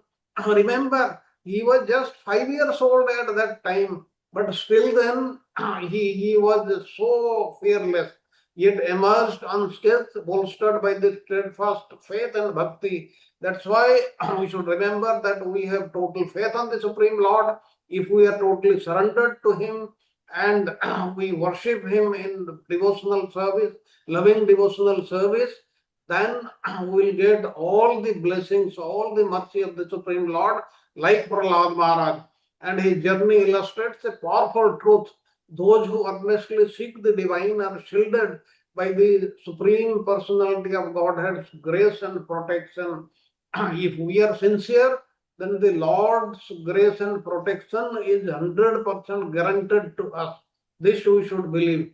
And the ultimate test, in a dramatic confrontation, Hiranyakasipu demanded to know the location of Prahlada's God, and with unwavering courage, Prahlada declared that Lord Vishnu pervaded all existence, even residing within the palace, every pillar, and raised Hiranyakasipu struck one of the pillars only to witness the awe-inspiring emergence of Lord Nrsingadev, the fierce half man, half lion incarnation of Vishnu, while honoring every word of Brahma's benediction of near immortality, regardless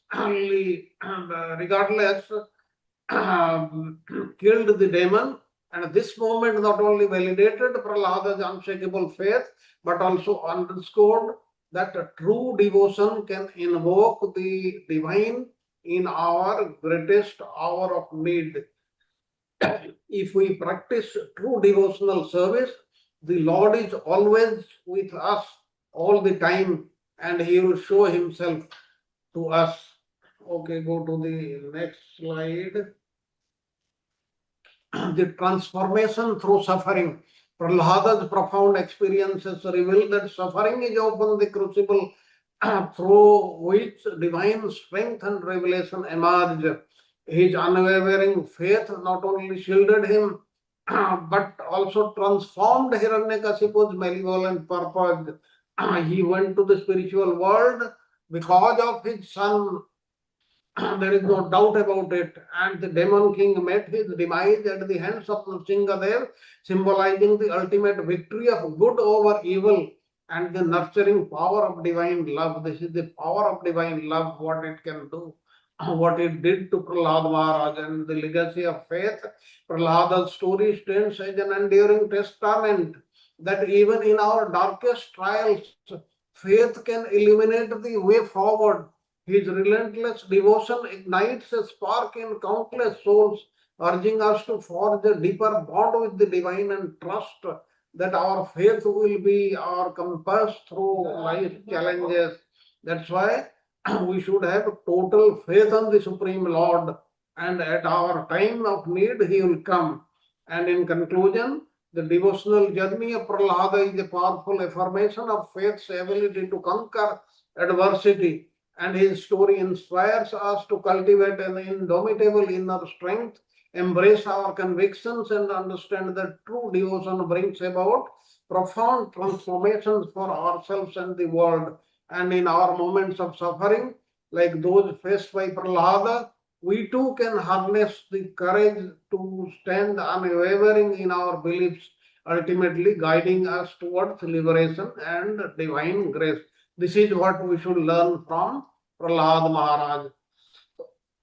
Let us go to the next slide. The trials and tribulations endured by the Pandavas and Queen Kunti in the Mahabharata are profound narratives brimming with themes of resilience, justice, and the transformative power of suffering, exile, and hardship. The Pandavas, the legitimate heirs to the throne of Hastinapur, faced formidable challenges after being deceived and defeated in a game of dice by their cousin Duryodhana. It is in very great detail given in the Mahabharata, and they were unjustly exiled for 13 plus 1, 14 years, enduring profound hardship in the wilderness and overcoming countless obstacles. And because they were totally devoted to Krishna, they were totally surrendered to him. Saranagati, full Saranagati, they could come out of this under all circumstances, and at the end they got their rightful kingdom.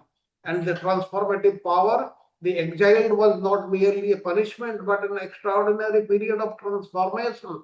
In the forest, the Pandavas sharpened their martial skills, forged unbreakable bonds of brotherhood, and engaged deeply in spiritual practices, preparing them for the eventual return and ultimate triumph. And faith in Dharma. Throughout their struggles, the Pandavas remained unwaveringly committed to their principle of Dharma. They never abandoned Dharma under all circumstances. And there are some examples in which some people criticize why Arjuna did this, why Bhima did this. They were all done under the orders of the Supreme Lord. And what the Supreme Lord says, that is what is Dharma. This we have to remember. Confronted with temptations and moral quandaries, they consistently choose righteousness over personal gain, showcasing the essence of noble character and transformative power. The steadfast adherence to Dharma underscores the vital importance of integrity and moral fortitude, illustrating that true strength lies in upholding one's conviction even amidst injustice. Go to the next slide. Okay, we'll have a 2 minutes break, and in the meantime, we can have questions or your comments. Suffering, how it can play a positive role in one's devotional service is a very at great length, and that I've discussed part 1 and part 2 sufferings. In fact, this will be a whole chapter in my thesis, Yeah, Yes. Prabhuji, I have just question on that. It's a very nice answer. Does the suffering, has anything, how the realization come, anything to do with in the mood he is there, in the Rajoguna, Tamoguna, or Satguna? The person in Satguna can understand what is happening. But does that have implications on that, the suffering? Yeah, it's great length. We are seeing just examples of it, You Yeah, will but see the that. people in the Tamoguna, will they take it as No, suffering no, towards that? no. Remember. This is the advanced devotees Correct. who shows this thing. What we are learning, newcomers were learning, because we get tired of suffering. So much suffering happens, and we don't understand the true purpose of suffering. But the advanced devotees reserve their own experience teaches us that. So tamoguna, rajaguna is everything is there, but when you engage in your devotional service, through sattva guna, what is remaining, there is what is teaching you actually. And remember, it's always a recommendation for the newcomers to always listen to senior devotees, sadhu sangha. And sadhu sangha teaches us this sufferings can be a positive element in our devotional service.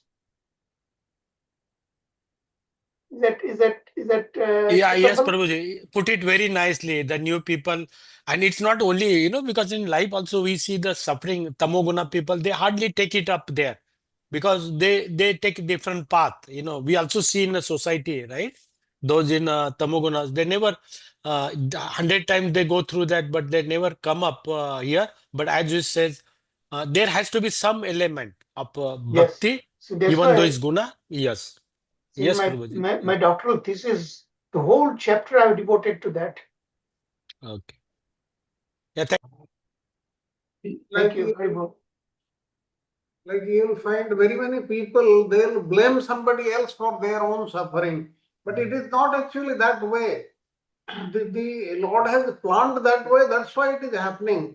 And what is the learning? We should endure them under all circumstances. But when we learn about these positive elements, how it helps you in your devotional service, then the newcomers also will be convinced and they will be able to withstand that suffering. and they'll learn a positive lessons from that. And the Prabhuji, sufferings can be many different varieties. It's not just physical suffering, mental suffering. Okay, all these things can come into play a role. It is, whatever you are hearing right now in my thesis, and then ultimately it will be in my book also. The suffering is going to play a very important role. What lessons we can learn, and I'm going to show you a very convincing way. This is much more expanding version that what you are seeing here. Okay, and the science behind that.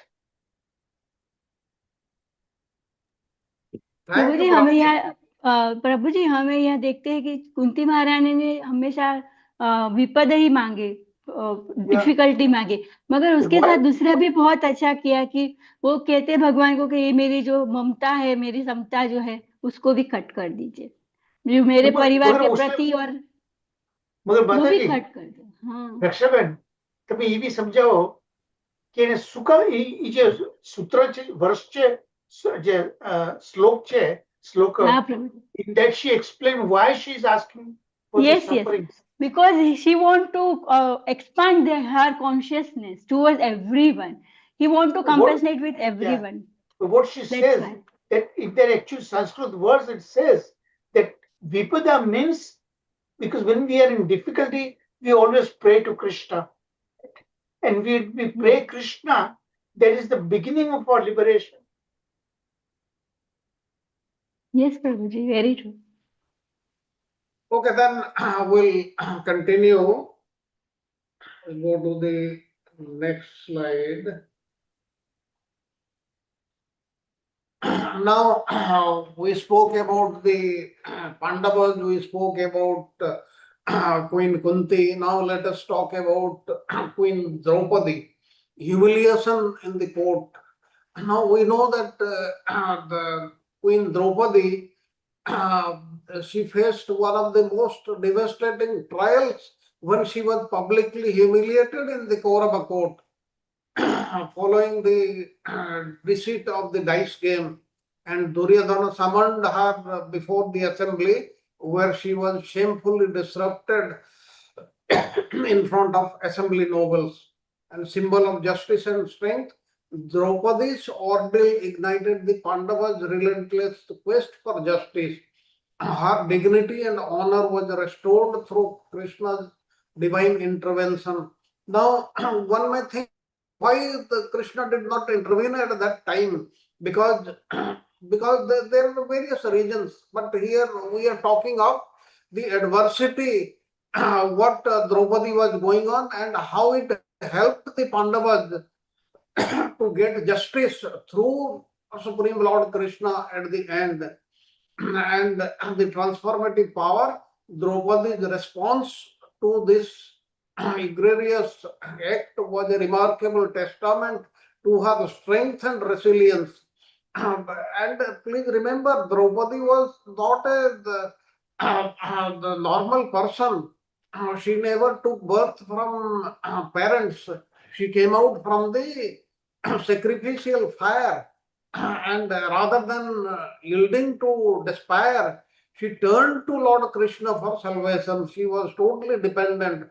The greatest devotee amongst in the Pandava family was Draupadi, followed by all others, highlighting that the faith is an essential weapon in overcoming personal trauma.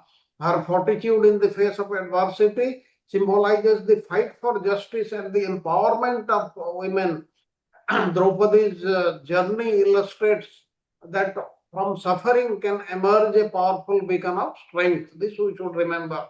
And in conclusion, the ordeal faced by the Pandavas and Queen Draupadi resonate profoundly with narratives of resilience, faith, and transformative nature of suffering. This we should understand very, very clearly. And let us go to the next slide. The transformative power of his sincere prayers to the Supreme Personality of Godhead, Narayana Rishi. Now we come back to Markandeya Rishi. Chapter 8 powerfully illustrates how genuine devotion and heartfelt prayer can invoke divine response. When Markandeya Rishi prayed Narayana Rishi, he was totally satisfied, he was totally pleased, and he asked him, "What do you want? Tell me." And he also fulfilled that desire. Markandeya's sincere appeals to the Lord reveal that true devotion cannot only alter one's spiritual faith, spiritual path, but also unlock profound experiences and blessings that may seem unattainable. The most unattainable thing can be obtained by such things. And by committing to a consistent practice of prayer and devotion, you can deepen your spiritual connection, inviting transformative experiences and a fulfilling sense of spiritual nourishment in your life. And awakening to the nature of illusion Maya, this we have learned many times, but in a very brief, Markandeya's earnest desire to grasp the Lord's illusory energy calls attention to the importance of understanding the ephemeral and misleading nature of the material world. He wanted to understand that. And this insightful approach to Maya can ignite a fervent quest to get closer to deeper truth. And we go to the next slide. Embracing change and transformation, the vivid depiction of creation and destruction. Now you see in this material world, creation and destruction is a continual cyclical process. It goes on, and we are part of it. Within the chapter serves as a compelling reminder that change is not only natural but essential for existence. Embracing these cycles can catalyze personal growth and renewal. Personal growth and renewal happens because of change only. Therefore, we should not be averse to changes. And when confronted with challenges or transitions, approach them as opportunities for growth and transformation, nurturing resilience and maintaining a positive outlook in life. We should be positive in our outlook, and we should take that all challenges are opportunities. And the profound value of seeking knowledge, Markandeya's relentless quest to comprehend the illusory energy highlights the critical role that spiritual knowledge and clarity play in personal and spiritual evolution. Then we go to the next slide. The profound bond between devotee and divine. We know that there is a connection between us and the Supreme Lord. We do not recognize that. That's why we should realize that this is very, very important in life. The Lord is connected to us. We may not be connected to our relations, our friends so much than the Supreme Lord, because the Supreme Lord never forgets us under any circumstances, whereas others will forget. And the power of inner realization, Markandeya's extraordinary journey within the boy's body, where he glimpses the universe in its entirety. He saw the complete universe. He saw himself. He saw his ashrama. He also saw that banyan tree on which the infant was lying, everything. And this experience compels seekers to turn their gaze inwards for understanding and truth. We should see inwards all the time. And next, the enigma of divine play Leela, the mysterious nature of Lord's disappearance, serve as a powerful reminder that divine interactions can be playful and filled with enigma. But we should not get bewildered by that. Then the next portion in this will see how Lord Shiva and Uma, they glorify Markandeya Rishi. Once, as Lord Shiva was traveling in the sky with his wife Parvati, he came across Markandeya Rishi merged in meditative trance. And at the request of Parvati, Lord Shiva presented himself before the sage to grant him the result of his austerities. And coming out of his trance, Markandeya saw Lord Shiva with the spiritual master of the universe. And then Lord Shiva praised the saintly devotee of the personality of Godhead and requested Markandeya Rishi to choose whatever benediction he desired, and Markandeya begged for unflinching devotion to the Supreme Lord. Now, many of the devotees, including us, would ask so many things from the Supreme Lord and not devotional service. But Markandeya Rishi, he asked for devotional service, because if you get a devotional service, if you get a place at his lotus feet, then you get everything else. There is no doubt about it. Okay, let us go to the next slide. Devotion and reverence. The interaction between Markandeya Rishi and Lord Shiva beautifully exemplifies the essence of bhakti. Markandeya demonstrates profound respect through heartfelt obeisances, how he received him and how he prayed him. And with the Vaishnava traditions, as we know, Lord Shiva is the greatest Vaishnava. Genuine devotion stands as the pinnacle of worship. And Markandeya's actions serve as a powerful testament to the ideal attitude of a true devotee. He acted like a true devotee. And the divine benedictions, and because of his true devotion, Lord Shiva, who is the greatest Vaishnava, graciously bestowed upon Markandeya a multitude of boons, including steadfast devotion to the Supreme Personality of Godhead, the liberation from old age. As we learned earlier, he has already stayed for 6 manvantaras. 6 manvantaras means 6,000 cycles of the 4 ages. But still, he is liberated, he is not affected by old age and death and profound spiritual knowledge. And this remarkable interaction vividly illustrates the extraordinary power of divine grace and the crucial importance of seeking spiritual blessings. Next, knowledge and realization. Markandeya is honored with the knowledge of the 3 phases of time. He knows past, present, and future, and is celebrated as a revered teacher of the Puranas. And this remarkable bestowal emphasizes that wisdom and understanding are indispensable components of spiritual enlightenment, and renunciation and freedom. The extraordinary boons granted to Markandeya by Lord Shiva include freedom from old age and death until the universal dissolution. And this is very, very special. And this is given to very special people only. And Markandeya was so special that Lord Shiva had to grant this to him. Okay, next, the passage, the liberation through narration. The passage culminates with the powerful assertion that those who chant and hear the story of Markandeya Rishi will achieve liberation from the shackles of material life. And this assertion powerfully highlights the transformative impact of sharing and hearing divine narratives. We know hearing is how important, and this story, if you hear, if we hear, then we will be benefited under all circumstances. And in conclusion, the account of Markandeya Rishi underscores the remarkable transformative power of storytelling in spiritual practice.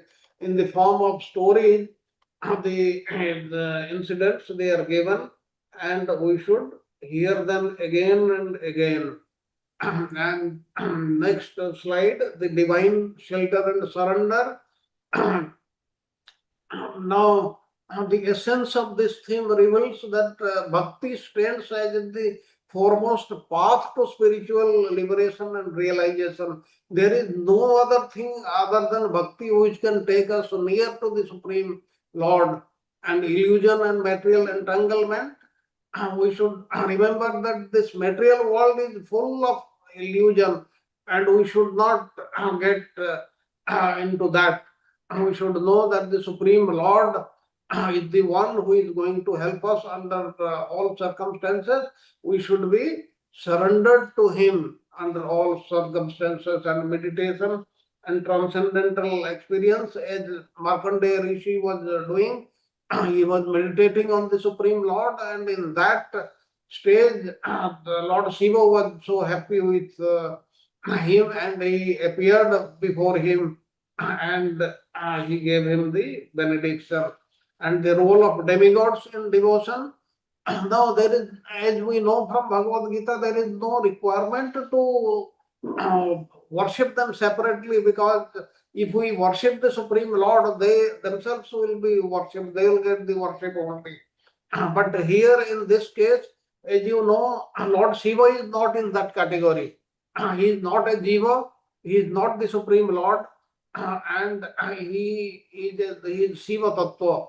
And Lord Shiva is very much pleased with the devotees who practice the Vaishnava Dharma, because he is the greatest Vaishnava, and he always guides the Vaishnavas, the great devotees. Like here we saw, he was very much merciful to Markandeya Rishi upon his devotional service, and praise and gratitude. Markandeya's heartfelt offering of respect and praise to Lord Shiva and his divine associates illustrate the fundamental practices of gratitude. If we are to express our gratitude, we should worship that person and praise that person. This is what is being told.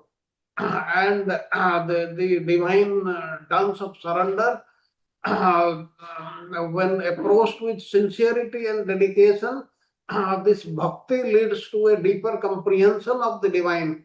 Markandeya's state of meditation fosters direct encounter with Lord Shiva and Goddess Uma, highlighting the necessity of recognizing one's unique identity with the sacred.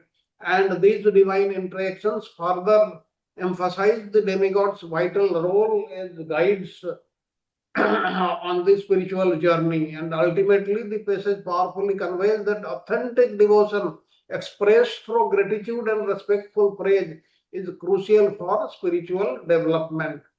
And then the power of benediction, profound exchange between Lord Shiva and Markandeya Rishi illuminates the extraordinary potency of divine benedictions, how Markandeya Rishi was benefited, and unity among the divine. This profound unity dismantles the illusion of material duality, promoting a holistic comprehension of the divine. It urges devotees to transcend superficial distinction in worship, encouraging a deeper acknowledgement of the underlying oneness of spiritual principles. And next, the text portrays true Brahmanas and devotees as embodiments of saintliness, compassion, peace, and detachment from material attachments, and their equal vision and a non-discriminatory attitude toward all living beings set them apart. And the role of devotees in purification, the text highlights the remarkable ability of devotees to purify both themselves and others through mere association. And this theme emphasizes their vital role in uplifting even those deemed sinful through their saintly presence. The saintly persons, they can purify not only the other people but also the places of pilgrimage. This is also given in the Bhagavatam. And the nature of the pastimes, the importance of knowledge and realization, this also we have seen in detail. Now the transcendental potency of the Supreme Lord, the narrative of Markandeya Rishi stands as a testament to the Supreme Lord's boundless transcendental potency. This concept refers to the Lord's unlimited power and his ability to perform miraculous deeds. He has got all the potency. That's why he can do anything and everything. That's why there is no requirement for us to disbelieve, for any disbelief.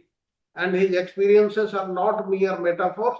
They unveil the tangible reality of the Lord's illusory prowess. And the theme affirms the authenticity of divine encounters and active presence of the Supreme Lord in this world. And in conclusion, the passage provides profound insights into the essence of divinity.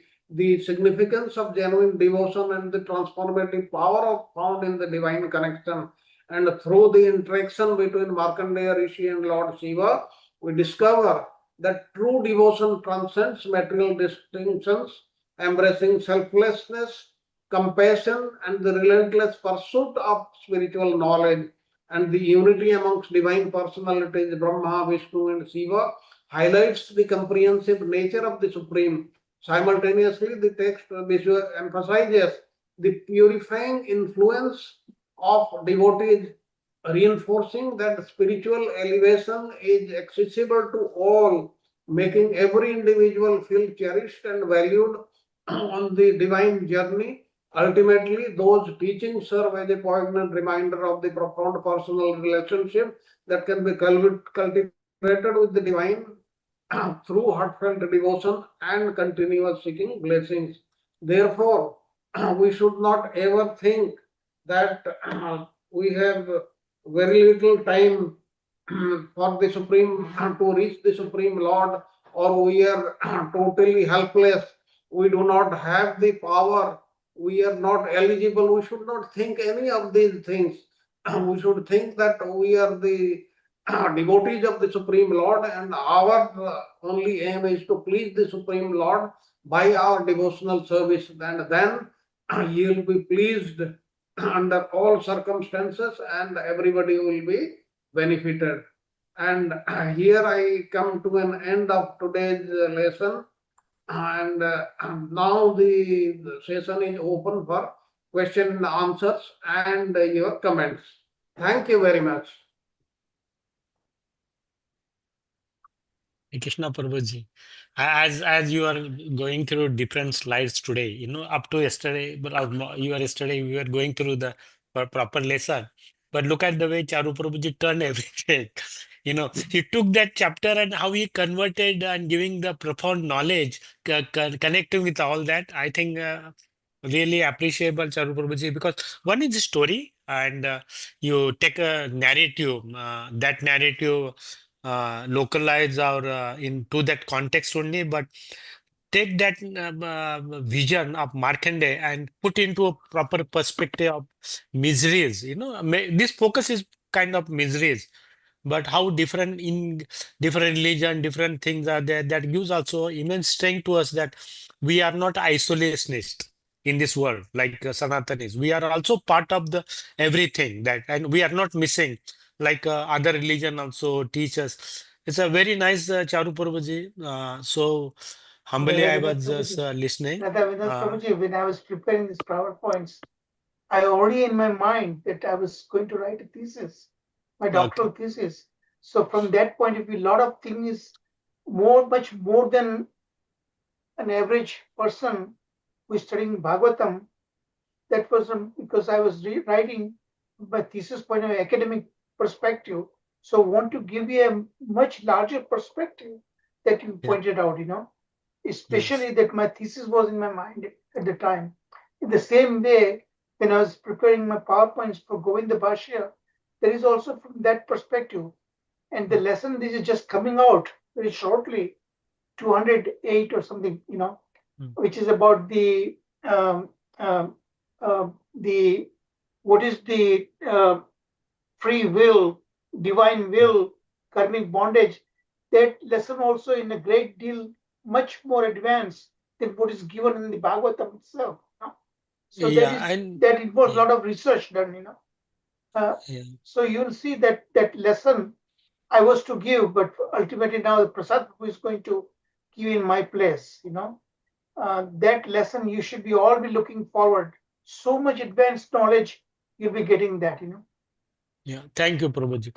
Just before I leave, I just one small question. Then I think it's open for. So, Markandeya Rishi, two great personalities meet. One Narayan, he asked one benediction, and when he meets Lord Shiva, he wants a devotion to the Lord, right? Two different benediction. Anything that tells us on this one? Why Shiva was asked to give a devotional service? Because all others they talk to Narayan, give me your lotus feet, give me your service. I don't want anything else. But here, that was asked to Shiva. When the Narayan showed up, he asked only, give us your Maya. A very important question. Yeah. Sharad Prabhuji will give you a right answer now. And then I will explain. Sharad Prabhuji, go ahead. Your person. He had a desire to see the illusory potency of the Lord. That's why first he prayed to Narayana Rishi, and Narayana Rishi appeared and he was pleased with him. And once he had seen the illusory potency of the Supreme Lord, he had nothing to ask for. That's why he asked for devotional service. Like, suppose you think any demigod, he appears before us, what we should ask? Suppose he tells us, you ask anything, we should also ask devotional service for him, because with his recommendation, the Lord will be more pleased, because they are in a much higher position to interact with everybody, and the Lord will listen to them first, because they can see the Lord's movement, they know where the Lord is going, where from he is coming, which we cannot see with our material eyes, but the demigods they can see. So that is what is and that is why Markandeya Rishi in the second instance he requested for devotional service and nothing else, because he had got everything what he wanted to have. Yeah, but Now, Prabhuji, let I'll me just add put. few more things. But Yeah. rather, Prabhuji asked. It goes much deeper than that, you know. Yes. You have to know a little bit more detailed, in-depth story of Markandeya Rishi. Remember, Markandeya Rishi, when he was born, he was destined to die at a very young age.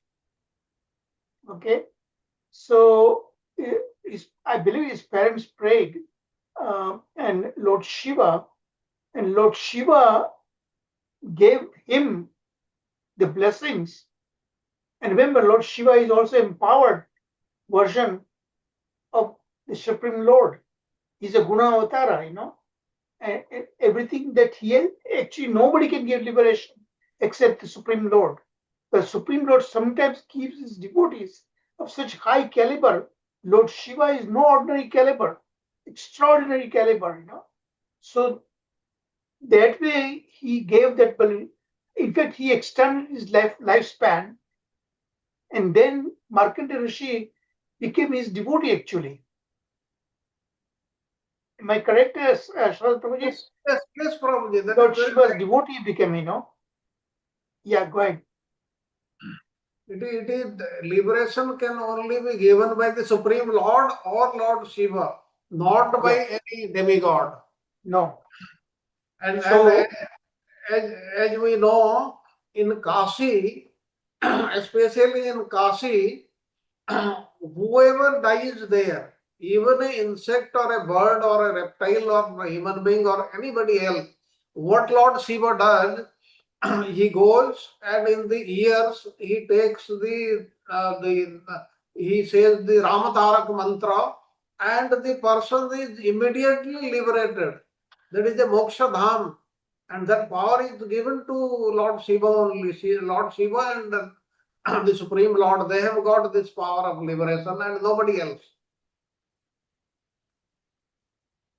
Yeah, but Prabhuji, as we see here in Srimad Bhagavatam, Markandeya Purana gives a lot more details, but here we see Markandeya Rishi, he lived through 6 Manus, and basically that period is 71, 72 Yuga cycles multiplied by 6, and not to say 6,000 periods, Yuga cycles, Prabhuji. And my understanding is like that. Because each Manu is. Correct. Yeah. 6 Manvantaras means 71 into Yes. 6. Yes. Into 6. That is the period. So it's a long Yes, period. yes. So he But, was supposed to die. but he has got a life cycle of 7 kalpas. Kalpas. Okay. So 7 Kalpa, Brahma's days. kalpa, kalpa is Brahma's day. 1000 days, 1000 cycles of the Yeah. he's year. the only personality could see the Mahapralaya and everything. Nobody else Right. was able to see. witness. Hey, Prabhuji, there is another person who has seen 26 or 27 of them. He is Kakabasundi. Oh, okay. That may be in the Ramayana, but not in the Bhagavatam is given that. Yes, Bhagavatam said that he was the only great personality yes, who was yes, able to withstand all that Mahapralaya and everything, you know. yes, Prabhuji. He Thank was you, an Prabhuji. extraordinary personality. Yeah. And like yesterday we saw that great delusion in which he was floating in the water and all that.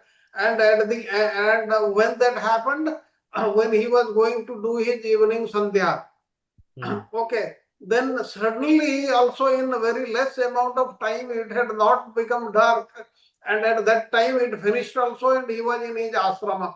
That means it proves it was illusion only, and he got convinced that whatever he wanted, he was given that.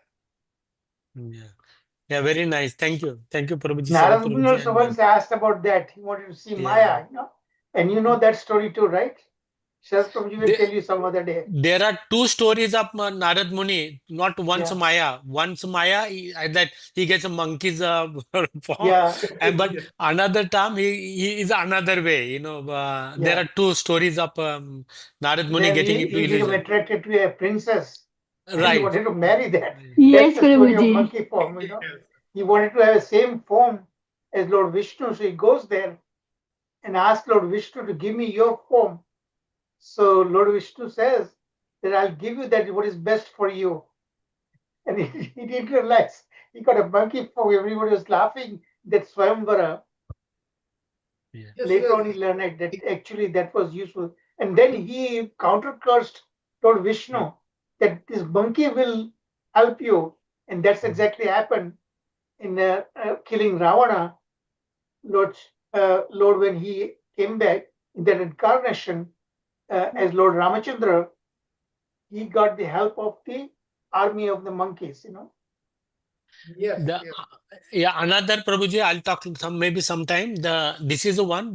First another time he asked when visits material world, he was very miserable. Goes to ask Narayan why the people in this material world are miserable, and says only Maya.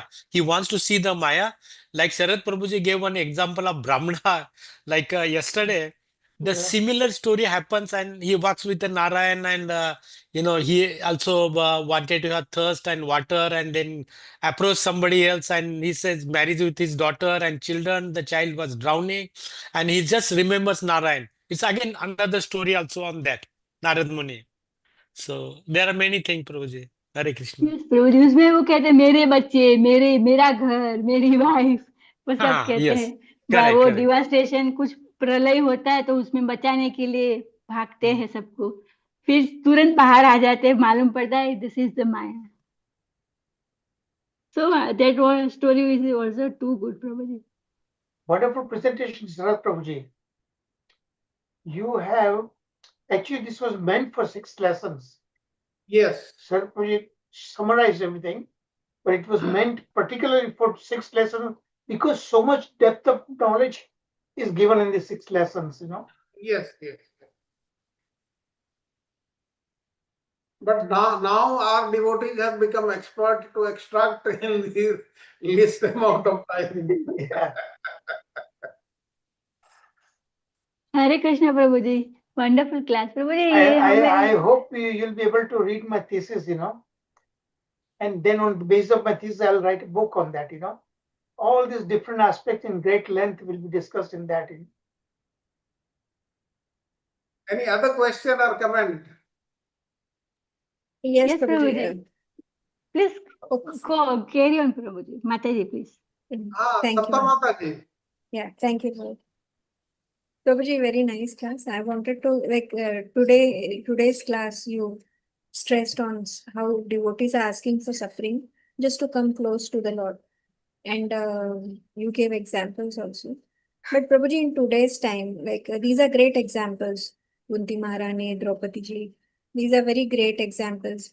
In today's time, people, in order to do devotion, they are doing many hardships in a way. Some take up fasts or something. So these are kind of self-inflicted sufferings.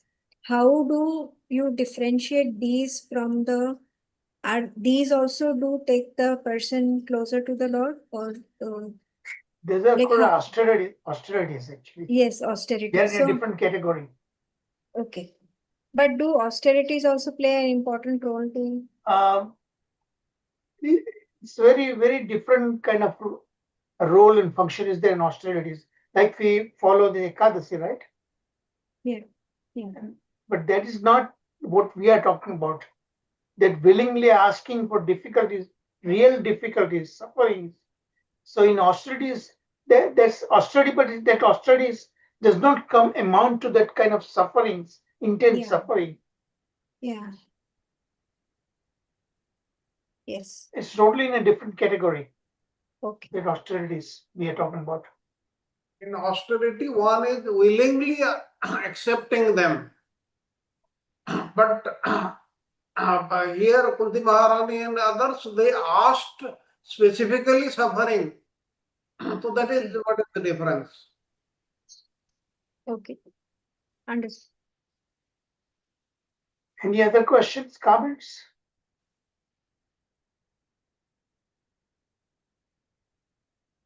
जैसे मार्कंडेय ऋषि ने शिव और माता से भक्ति मांगी, so ये this is the take away message for us also.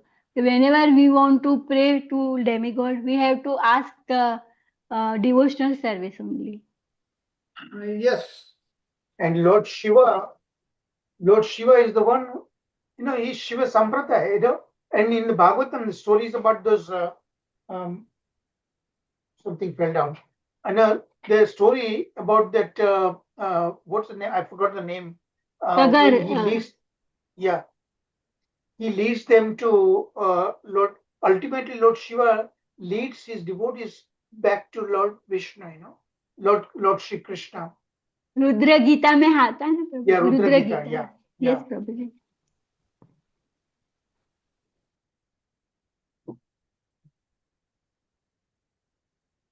Any other question or comment on Markandeya Rishi? The last part will go through in coming Friday.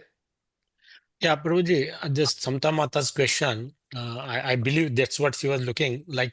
Today's people, they do austerities, just, and Srila Prabhupada condemns that. In Bhagavad Gita, we see that austerities. But here, austerity with a purpose, that intention, right? That makes a difference. Other people to show up their things, they do show up austerities and all that. And as we also see that that has no meaning, that has it doesn't do anything. Srila Prabhupada talks about I think in somewhere Bhagavad Gita, right? Just show up that. So is that the Samta Mataji you are asking that?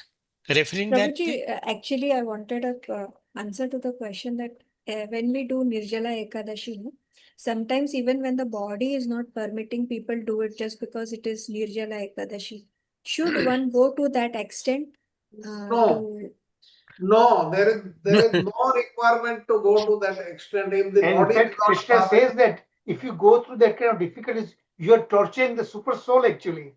Yeah. Krishna wants So, that.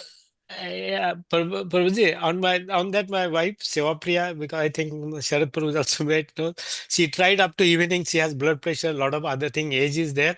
At 6:30, she was so desperate. She could not do chanting. She could not do anything. I said, drink the water and do the chanting. That's more, because that's what we hear, right? Yeah, Sharad Prabhuji, you are exactly. also saying. So that austerity is meant for some purpose, purification. All that Ekadashis, we are not looking at the result of that austerities, because it's the process given. But again, so it is said that for don't do austerity for sake of austerity, understand the purpose. But if you are not able to focus on the Lord, or do more chanting, or hear about the katha of the Lord, that is the main purpose, then austerity has no meaning. Just endeavoring, my wife was couple of 2 3 last 2 hours, she was just desperate. I want to do, I want to do, but ultimately she drank water. Yes, you are very correct. Like if somebody, because of age, because of disease, or Yeah. because of some other circumstance, if it is not possible, There is no requirement. What is important in Ekadasi? You should not eat grains. That is the Yeah. basic thing. And the best thing is you should abstain from even water. But if that is not possible, still then you do it. There is no requirement to do it and die or get into the hospital, or you are not able to do devotional service by doing Ekadasi, then that serves no purpose. This is something like people say while say the 7 day Bhagavad Katha, one should not eat anything, but that is ridiculous. If if somebody is not able to do because of any reasons, that is perfectly all right. Like Bhagavad Katha, or say while eating you should sit on the ground. While listening to Bhagavad Katha, you should sit on the ground. But if you have got problem of knees or other things, because you can sit on a chair also. You should see what is the greater purpose, what is the ultimate purpose of this, and not blindly follow something with which you give pain to the body. And like Prabhuji said, the Supreme Lord, He is displeased. He will be displeased with us because of that action. We should remember that. We should know what is the aim and act accordingly. Yes. Understood. Any, Prabhu. Thank any you. other question or comment? प्रभु जी खुशी से होता है तो ही करना चाहिए बस. नहीं, खुशी से, and if the circumstances permit, like your age, your Yes, health Prabhu ji. permits, all these things to be taken into account. And if you are not taking any food and you are not able to chant, then what is the meaning of this fasting? The main aim, why it is said that Ekadasi day you should not do anything else. Anything else means you should do devotional service, chanting, scripture, reading the scriptures like this. And if you are not able to do, then what is the meaning of the Ekadasi then? Okay, Prabhuji, it's time for the concluding the class now.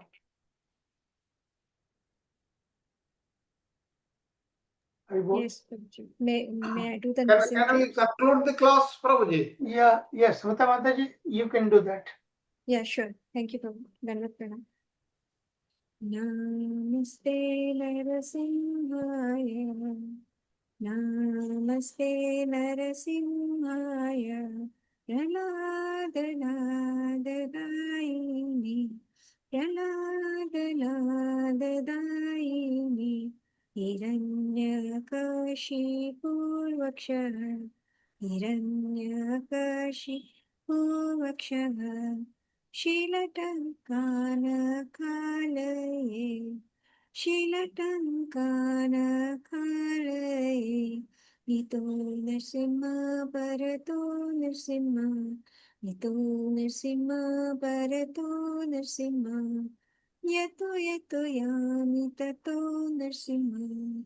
Yato yato yami tato Narsimha. Nahi Narsimha Hridaye Narsimha. Nahi Narsimha Hridaye Narsimha. Narasimhamadin Sharanam Prapati. Narasimhamadin Sharanam Prapati.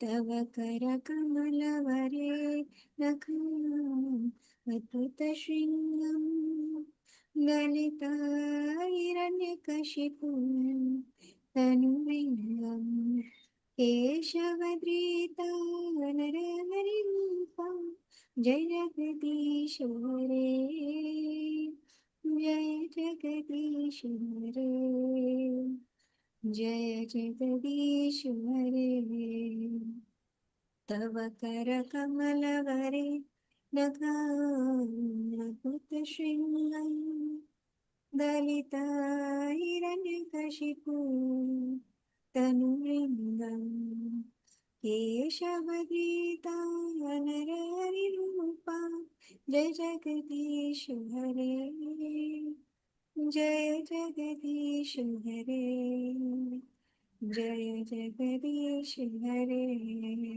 जय हो नरसिंहदेव नरसिंहदेव नरसिंहदेव, जय नरसिंहदेव, जय प्रहलाद महाराज प्रहलाद महाराज प्रहलाद महाराज, जय प्रहलाद महाराज।